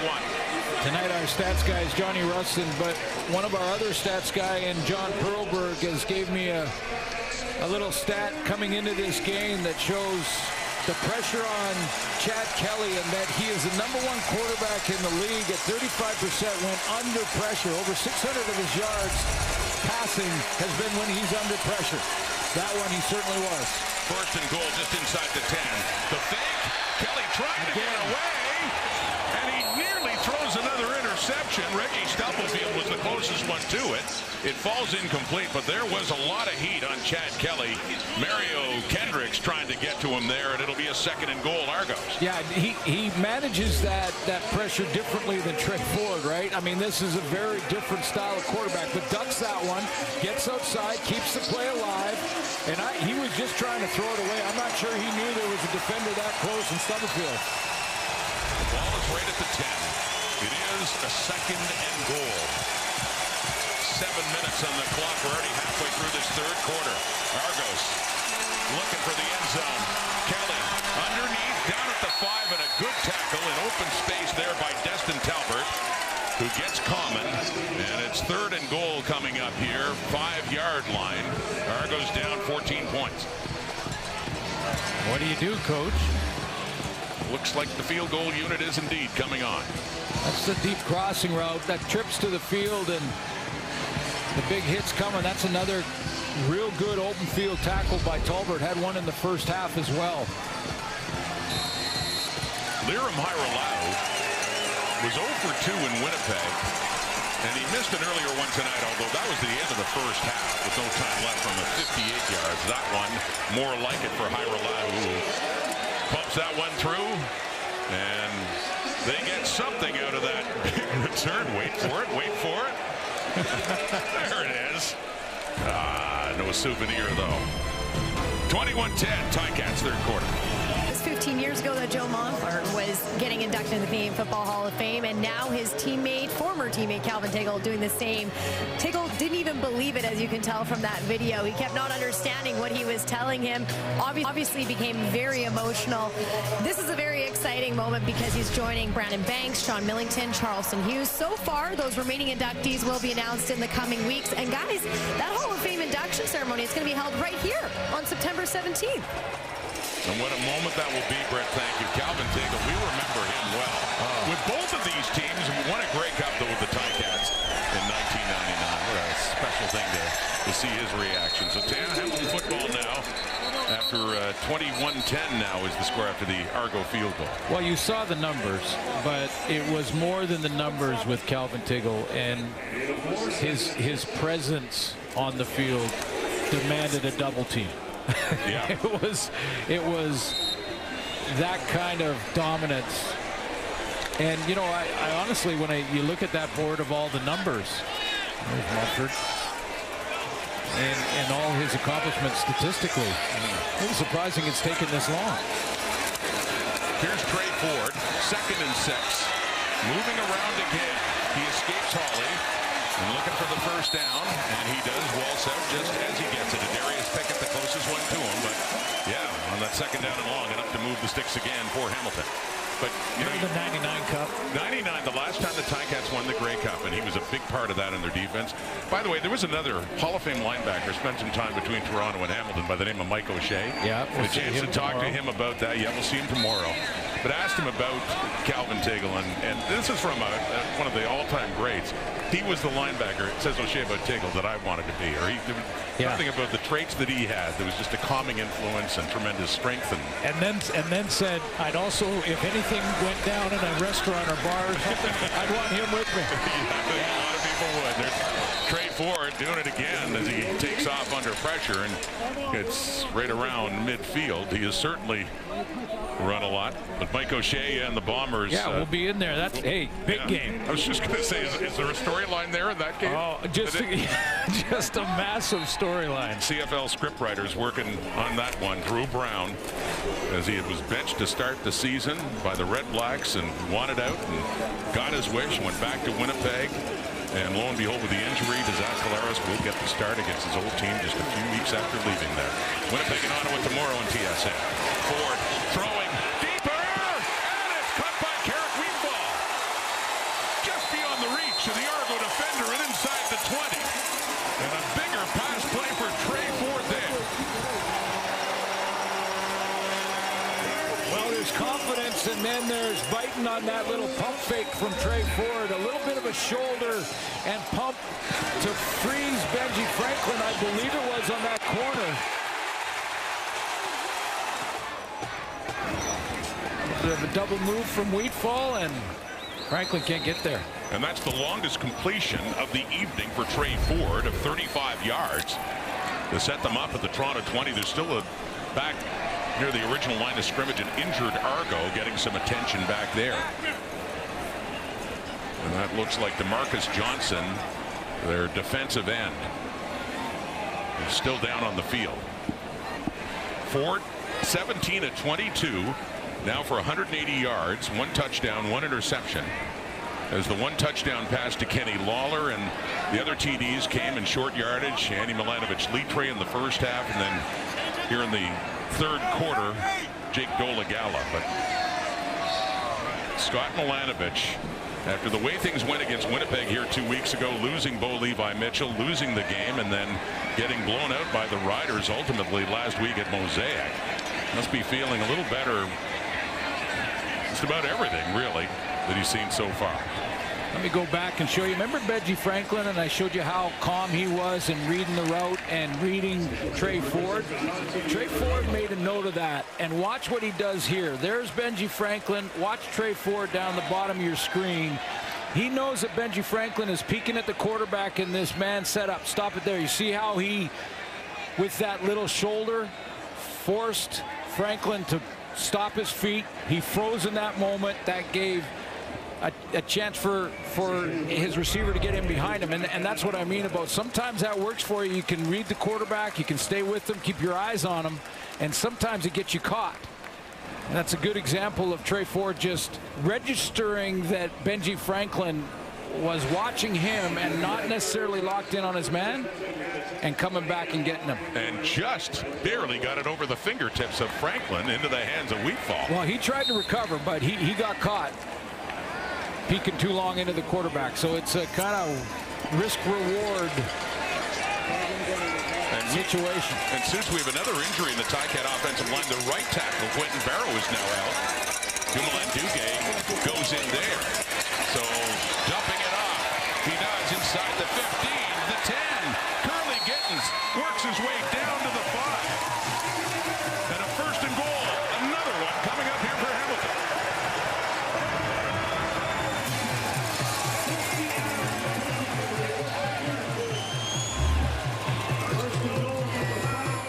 Watch Curly Gittens come across the formation. That offensive line kind of hanging in there right now. Goes back and forth a couple of times and then shoots out to the flat.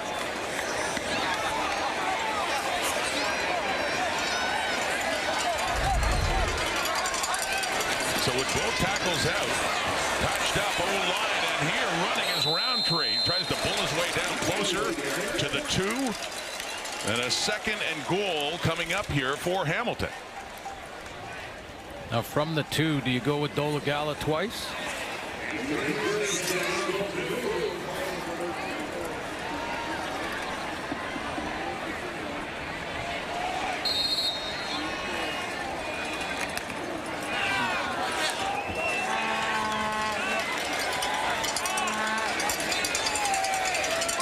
Max Mang is the one wearing 65, an alternate jersey in at guard right now.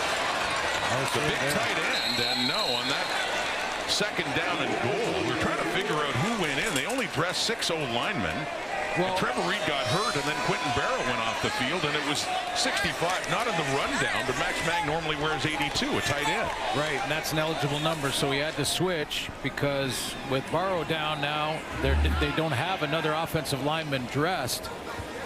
So Mang has to now play on the O-line, and he's like, and now he's up against Ralph Hawley. Not the easiest thing. Yeah, that's a tough task. So they got close, but they'll settle for a field goal here.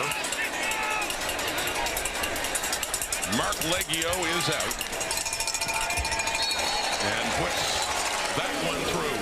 First field goal of the night for Leggio after 3 touchdowns for the Ticats, but it matches what the Argos did the last time they had the football, restoring a 14-point lead. Well, save big this summer and stream the hottest shows, movies, HBO exclusives, and select sports now on Crave. You can scan that QR code on the screen and get 40% off Crave with a premium annual plan. Max Mang is 267 pounds. So. And it's made some good plays, showed some promise as a tight end. But yeah, athletic tight end type player. Out of his element there, but as a necessity, though, that's DeMonte Coxey with the football right up the Argo 50 now. That's his second touch of the game. Some of these drives for Trey Ford, though, is keeping Chad Kelly off the field and this Argo offense. Trotter down 14 again. Kelly steps up under pressure. And that one, the closest receiver was Kevin Mittal, but not close enough. It falls incomplete. As we get late until three-quarter time, only 52 seconds to go until we head to the fourth quarter. And as you know, a 2-score lead in Canadian football, you might as well put zeros up there. Yeah. It's proven to be safe with about 30 seconds to go. Yeah. Kelly, deep ball again. He's got him coming. Only a matter of time for that combination that's worked so well this season. Kelly kept trying those deep shots, and finally one pays off down inside the 20 of the Ticats. Yeah, I don't think there's anything fancy about the route. There's Coleman right there. And he's that middle receiver in the trip set to the wide side of the field. Just a little wiggle down the field and has to lay out. Chad Kelly put that out in front of him. Throwing again, and that's to Coxey. And not much there as Stubblefield. That's what Chad Kelly can do when he wants to push the football. He puts this out front so only Common can get to it. If he can't get to it, incomplete, no big deal. Came in with 253 yards receiving before this game, but 5 touchdown catches to lead the way in the Canadian Football League. And his night had been quieter, just his second catch, but that was a big one. We head to the fourth quarter. Through 3, and it's still the Ticats leading the way by 14 points. Kelly to Tyler Common, and they're getting close now, especially against a quarterback that thrives in the big play the way Kelly does. You just can't count the Argos out. Well, coming into the week, Kelly had 14 plays of those 30-plus, down the field throws, the explosions.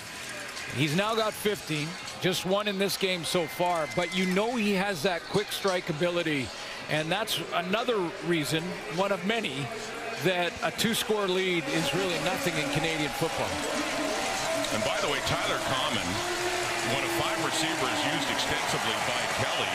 The other 4 projected to go over 1,000 this year. Yes, it is early, but Polk and Coatsy and Unger and Kevin Mittal leads all of them, but Common not far behind in yardage and just added to his totals there. 2nd and 11 from the Toronto 20.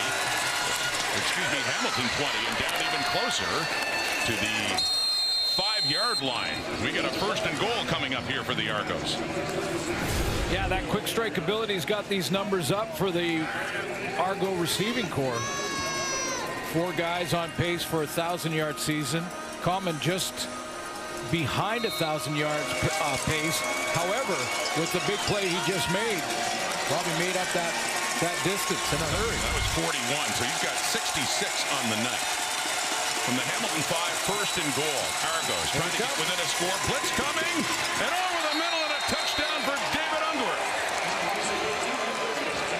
Kelly saw the heat coming right up the middle. Makes the Ticats defense pay as the Argos a point after from getting it within 7. Just great recognition from Chad Kelly.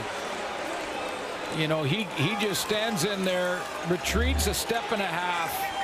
Watch him recognize the blitz real quick, right down the middle from Katsatona. And he just calmly says, if they're going to blitz me from the free safety position, the middle has got to be open. I'll just give it a split second and throw it across the middle. So another touchdown pass for Chad Kelly. It took a while to get things going in this one, but they're back in it.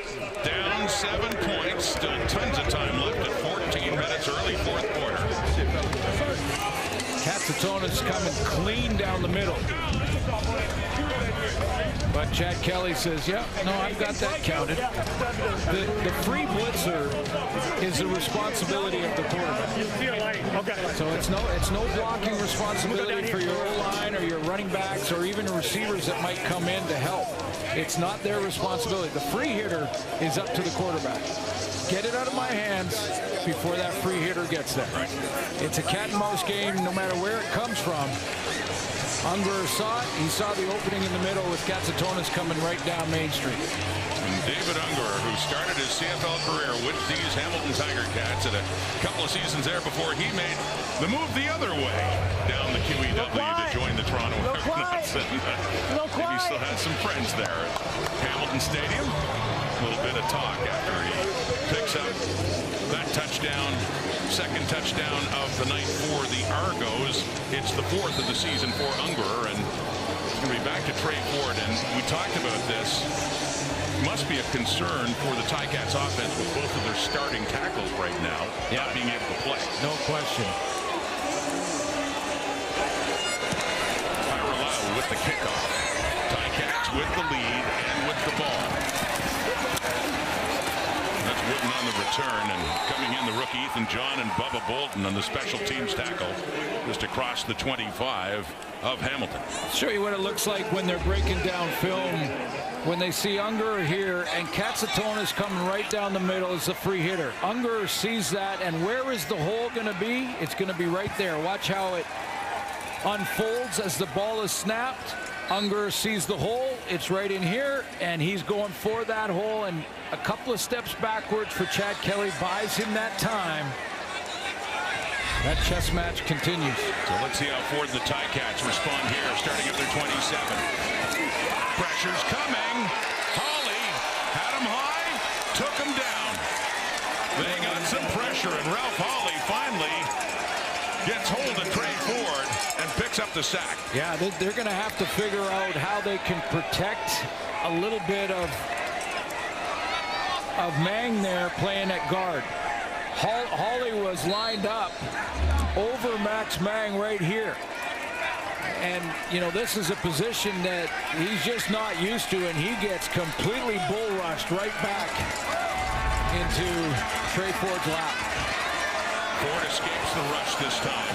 Looks to take off, as he has so many times tonight, but well shy of the first down to Darius Pickett. The veteran back in double blue this year after a couple of years in Ottawa, making sure he doesn't go any further, and it's a 2-and-out for the Ticats. Yeah, you saw the reaction from Darius Pickett after he made the tackle in the open field on Trey Ford. They can feel that momentum shift. Chad Kelly recognizes blitz, throws a touchdown. Defense gets a 2-and-out immediately. Old Mo's wearing double blue right now. It certainly is under a back. He just had the touchdown. He's back along with Miller for this punt by Mitch McCarthy. But yes, both the starting left and right tackle, Quentin Barrow and Trevor Reed as well, are out of this game. Little reverse, little pitch back to Unger. Gets the ball from Miller, turns it up too. And you have a flag out on that return, but a little trick there for the Argos on special teams.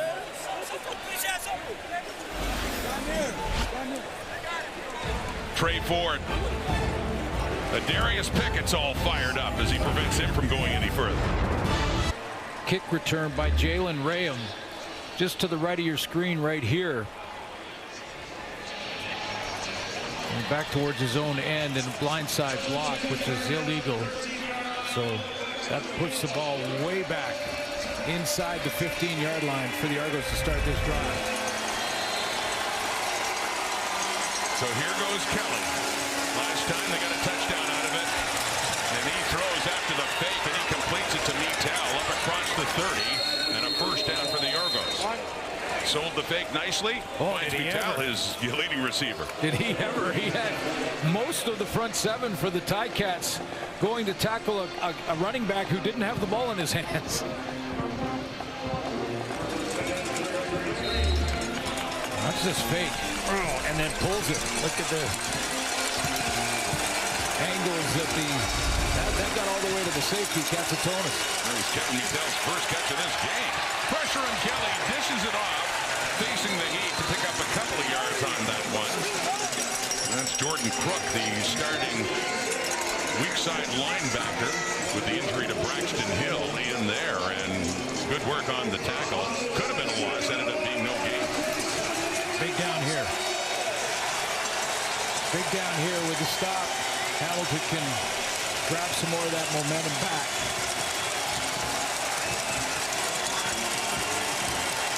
Just a slight loss. Got a one-on-one on the backside. Yep. Four-man rush shot to the left. It's caught. It's a first down, too. It's the Monday Coxie.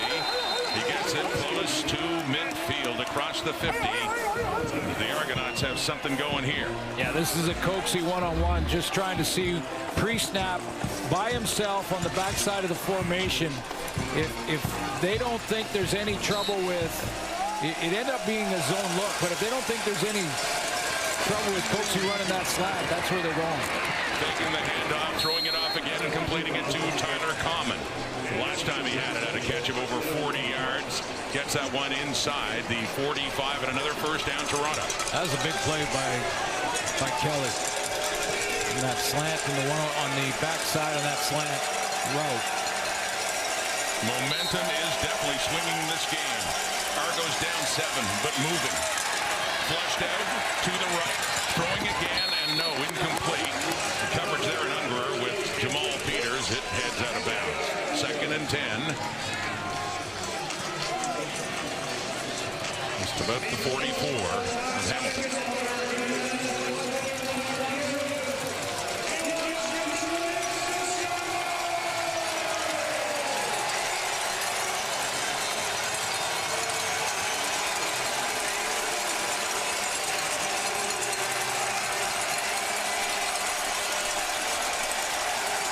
Big second down here. Kelly pressured again, getting more heat. Banya trying to catch him. He can't. Kelly stays in bounds and gets the first down before he's pushed out by Osai. And flags finally do fly as Kelly was looking for that call. And a late hit out of bounds against Hamilton. Yeah, this is just a bad decision by Philip Osai. Kelly was well out of bounds when he went after him. Major foul, unnecessary roughness. Hamilton, number 46. We're going to add 15 yards. First down. Sometimes these penalties happen because the game is so quick and you're just hands in the wrong spot. He was the guy who got that early face mask penalty that kept the drive alive. This is going to put it down deep inside Hamilton territory. There is no question Kelly is way out of bounds, and that push can be dangerous. I mean, it's not a big hit or anything. It's just a little bit of a forearm. And there goes our camera guy. I was going to say Maddie, concerns about Maddie in camera there, and Kelly coming in. Hopefully everybody's okay. Here we go. 9 minutes on the clock, swinging it out of the first down, aided by the penalty. And it is down near the 10 for number 10, and another catch for Mitel, and a second and short coming up.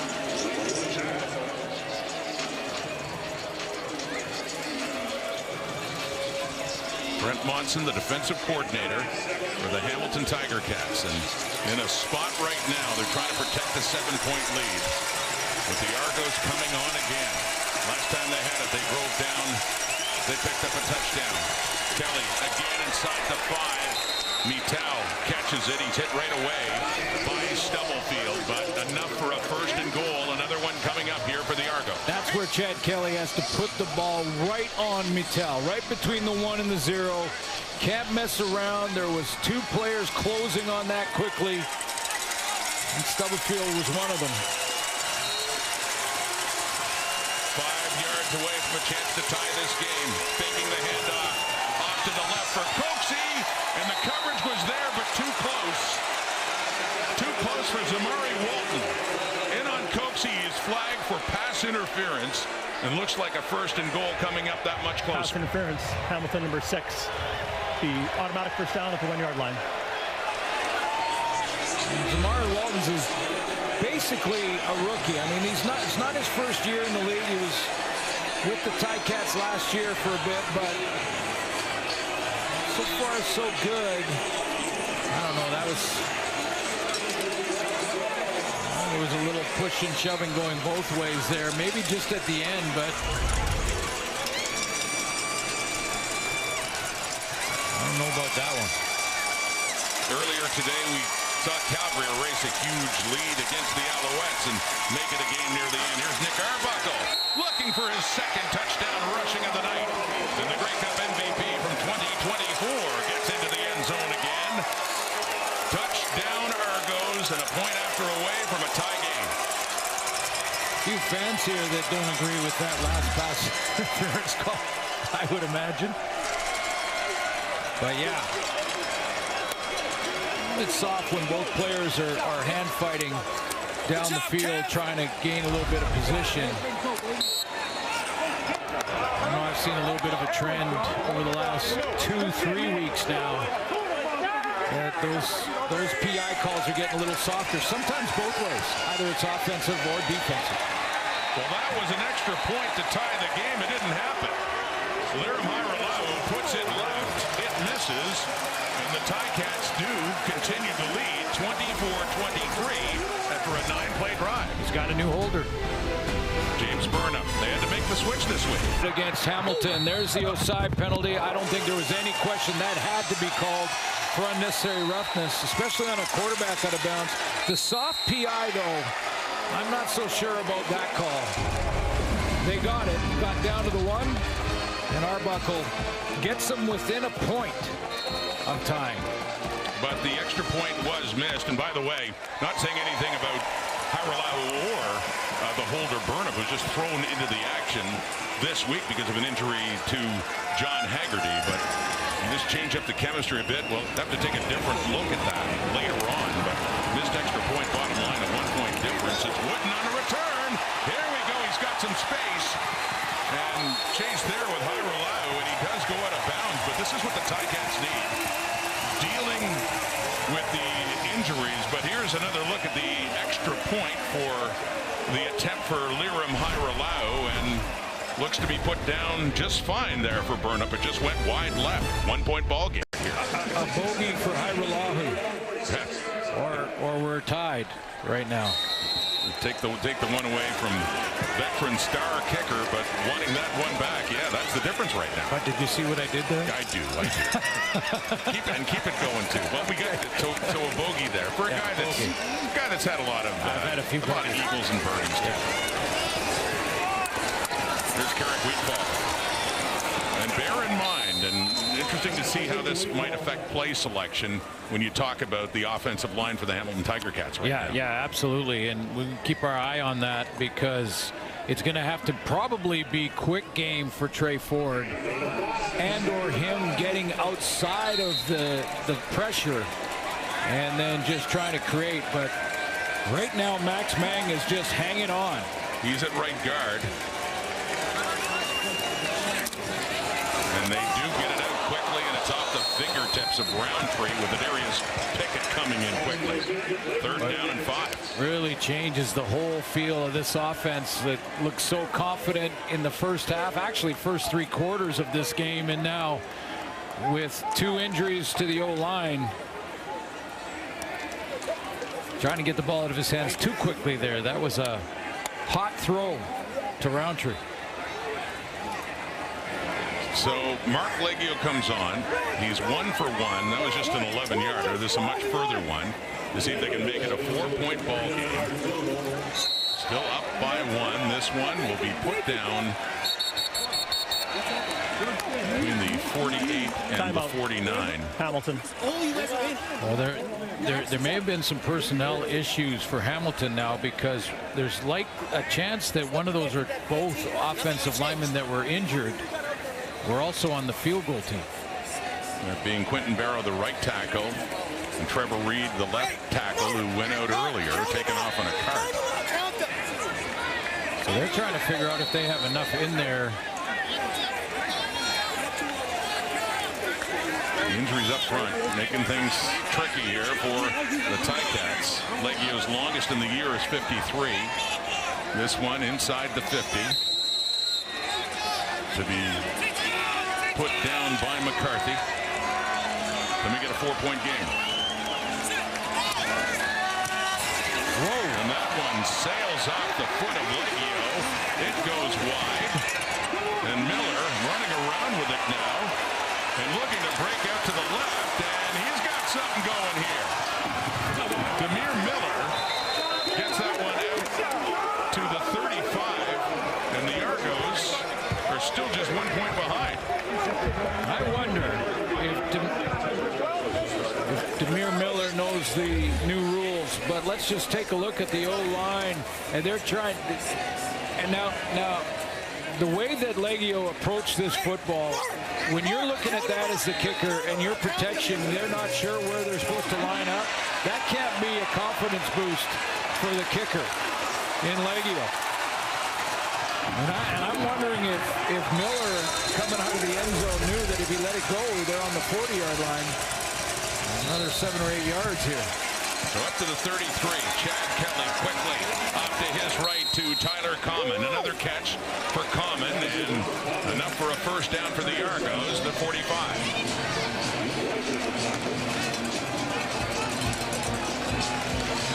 Kelly quickly getting them organized. They run tempo.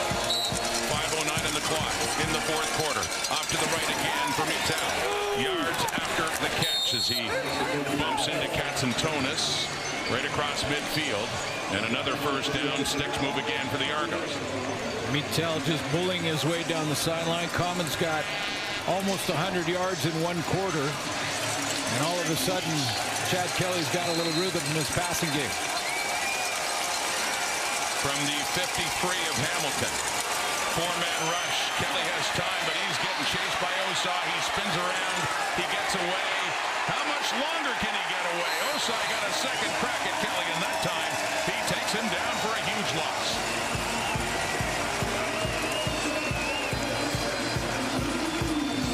Ticats defense had Kelly running around on that play. Well, it looked like Osai looked like Osai at the beginning was just trying to rest after chasing Chad Kelly around the way he did.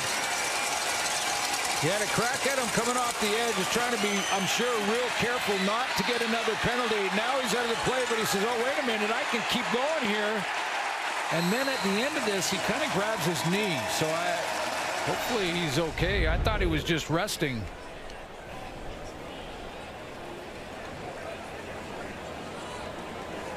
Well, sometimes if you miss him and you wait long enough, he'll come right back to you in that case. But yeah, it's an eventful game in more ways than one for Philip Osai, as he is still down on the field and getting some attention. And now getting help to his feet.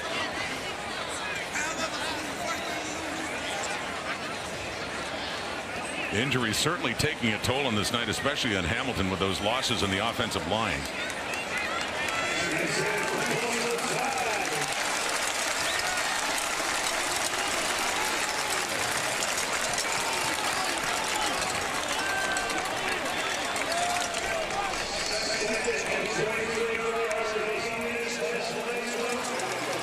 Osai heads off with an escort, and you see 59 on his feet, Quentin Barrow, and discussion too, Kolinkowski, who was inserted after the first injury, and Mang, who came on at guard after that second one.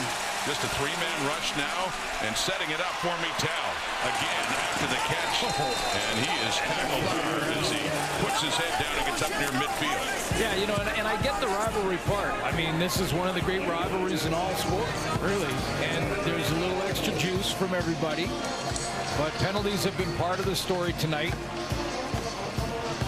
Kelly's going to have to rely on his defense. And with two offensive linemen down, it's the other part of this story for Hamilton. James Burnham in for the punt from his 45. Hamilton still hanging on to the lead. Myron Mitchell takes it inside the 5. He goes to his left. Then chase him down at the 10, and a nice tackle there by Owen Goss. Special teams after a 52-yard punt by James Burnham. And back at the 10, the Ticats offense and Trey Ford starting deep in their zone, just trying to hang on. 3.5 minutes to go here in the fourth quarter. So you got a tight end that's playing guard. How do you try to play call around that? Well, one way is to run away from him, get the run game going opposite, and hope that you can't get caught from the backside. The other is to get Trey out on the edge. See what they do here. They try to run it. They go right side, right about where Mang was, and gets a pretty good pickup on first down. And a good block. That'll be a little bit of a look at this. This is going to be a confidence builder for Mang. Now, he's up against Jalen Bell, who is not Ralph Hawley. Good player, but not Ralph Hawley. And that may be the difference. So that's a good block. 3-minute warning is given. Ticats with the ball deep in their zone, hanging on to have a 1-point lead. The record is 2-3. They've lost 2 in a row. The Argos are 2-3. They've lost 2 in a row. One is getting back to the 500 mark. But who? 3 minutes to go. And Ford and the Ticats, Brandon Revenberg, their great all-star offensive lineman, moving from guard out to tackle because of both tackles being hurt. Max Mang, you see at 65, is a tight end. He's moved in to play right guard. 2nd and 4. The Hamilton 17. Argos need to stop. No, it's complete. It's Curly Gittins with it. And that's enough for a first down for the Ticats. Well, this time it is Ralph Hawley. And how about this? This is going to be a story he'll tell for a long time. Gets a little help from Kolinkowski, but Mang hangs on there. All right, settling into that guard spot. Better not play too well, or else that might be a conversion. Max Mang, he's quite a story. He was a star at Syracuse. He's from Germany. And coming in as a tight end, making this team, but I don't think he imagined being put in this role right now at the 24 of Hamilton. 1st and 10. Taking the handoff. Ford gets away. Tosses it off, and that's Keandre Smith. He went up for it, but he brought it down, and he gets another Ticat first down. Whole bunch of Argos coach coaches and players shaking their head after that, because that was looking like a loss in the backfield. And how many times have we said it when it comes to Trey Ford?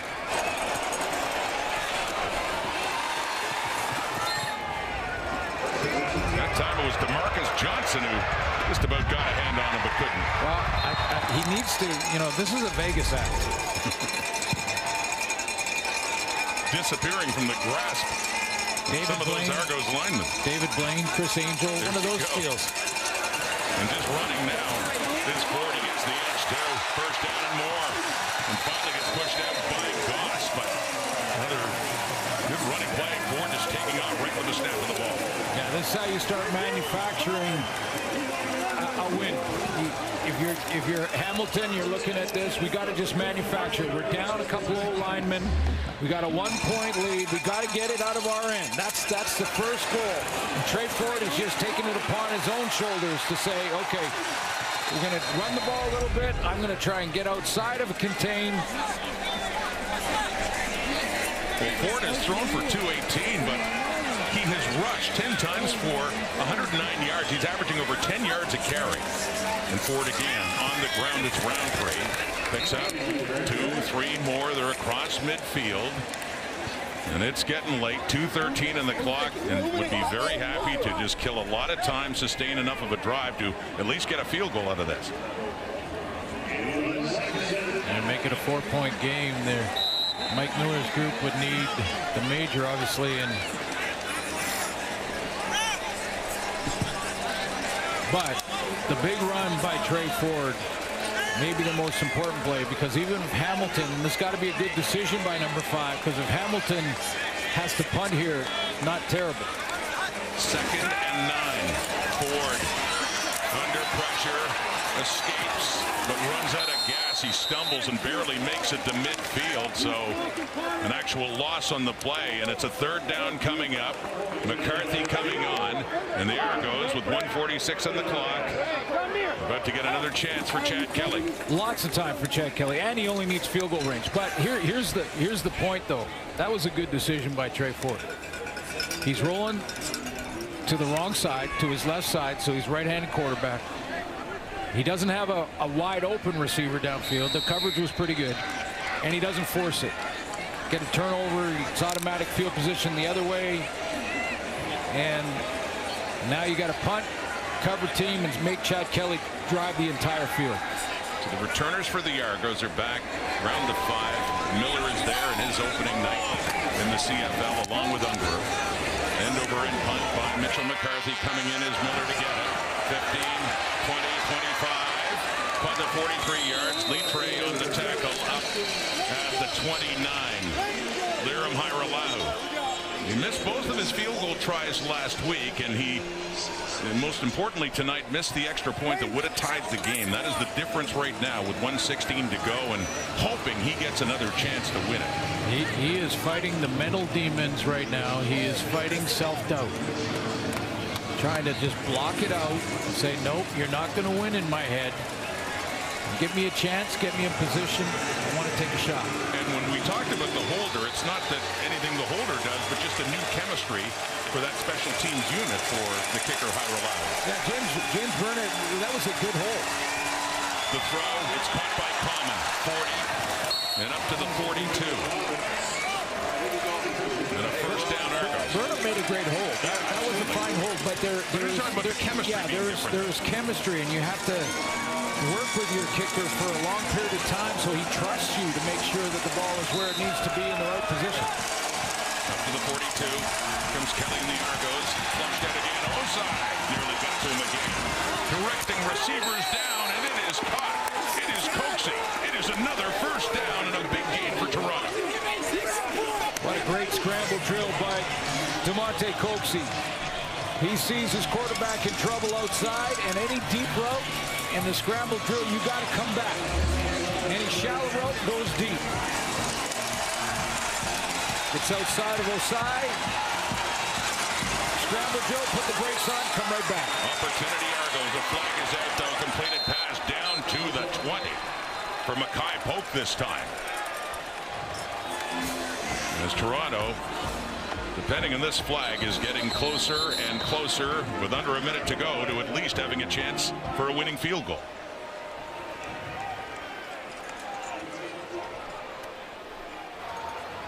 Offside. Toronto number 82. 5-yard penalty. Main first down. But the gain is negated. It'll go 5 yards further back. The injured Ticat is Quavian White, their field side defensive back. Well, that's a big penalty. Middle receiver that trips into the boundary. This is Waggle just into that neutral zone too early. That takes a chip shot field goal and puts it back out of range. Big 5 yards, you're right. Back to the 44. It'd be over 50 a field goal try if they don't go any further. But still lots of time, 53 seconds. The veteran Hairolahu. Out of Western. Started his career with Winnipeg. Won a Grey Cup with the Argos. He eventually went to Hamilton a few seasons there before going off to the NFL and then coming back with Toronto. Brent Watson has tried to blitz Chad Kelly tonight. A couple of times he's tried, especially down inside their own end, inside the 10-yard line. He's tried to go after him with some extra rush or some extra pressure, and it hasn't worked. Kelly has just faded away from it and made the throw. And by the way, Suits, Kelly, this is game number 6 for him. 5 of the 6 games he's gone over 300 yards passing. You know, only 84 in the first half, 238 in the second half. So he started the season with 2 over 400 yards. And only 1 game has he not thrown for at least 300. I don't think we're going to see blitz at all from Hamilton in this, based on what's happened and unfolded in this game.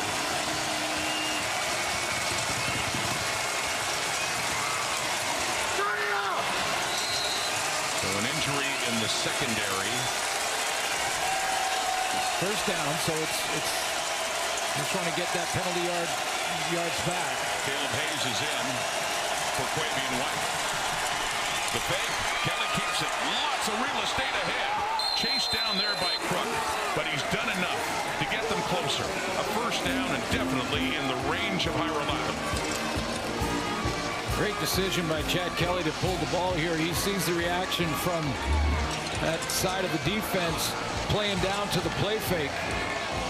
Osai again, look at how he went hard down inside.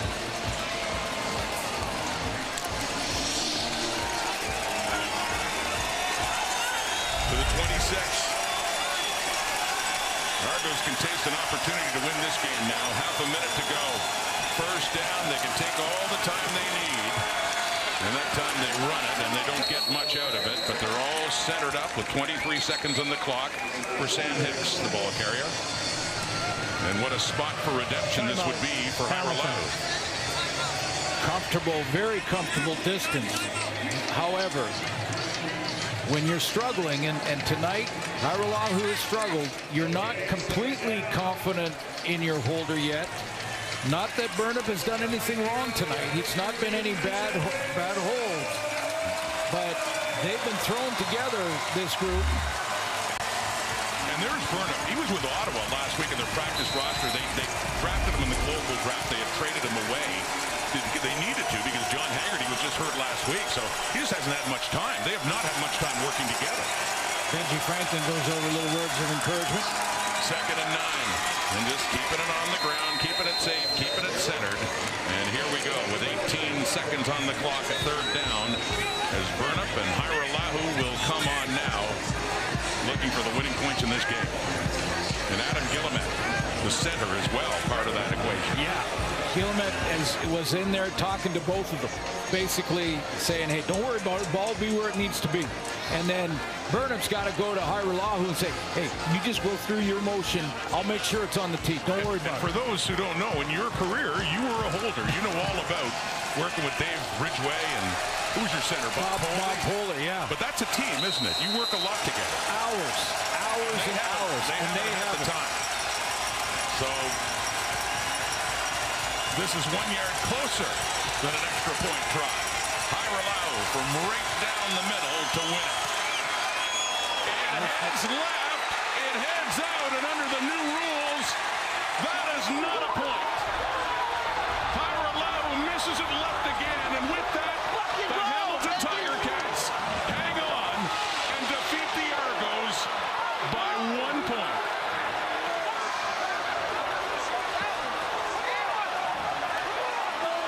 And with the new rule, if it goes through the end zone and out without being played or touched, there is no single. A year ago, we'd be going to overtime. Absolutely. In fact,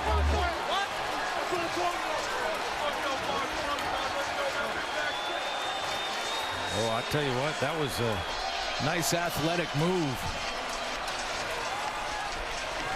That was Keandre Smith coming off the edge, just looking like he might want to try to block it, and got out of the way so there was no roughing the kicker. But yeah, I remember a game recently, last year, the year before, Saskatchewan, similar situation, where Hyralau, and this is a guy that doesn't miss often, had a miss there, but because of the Rouge, they won the game. It had been tied.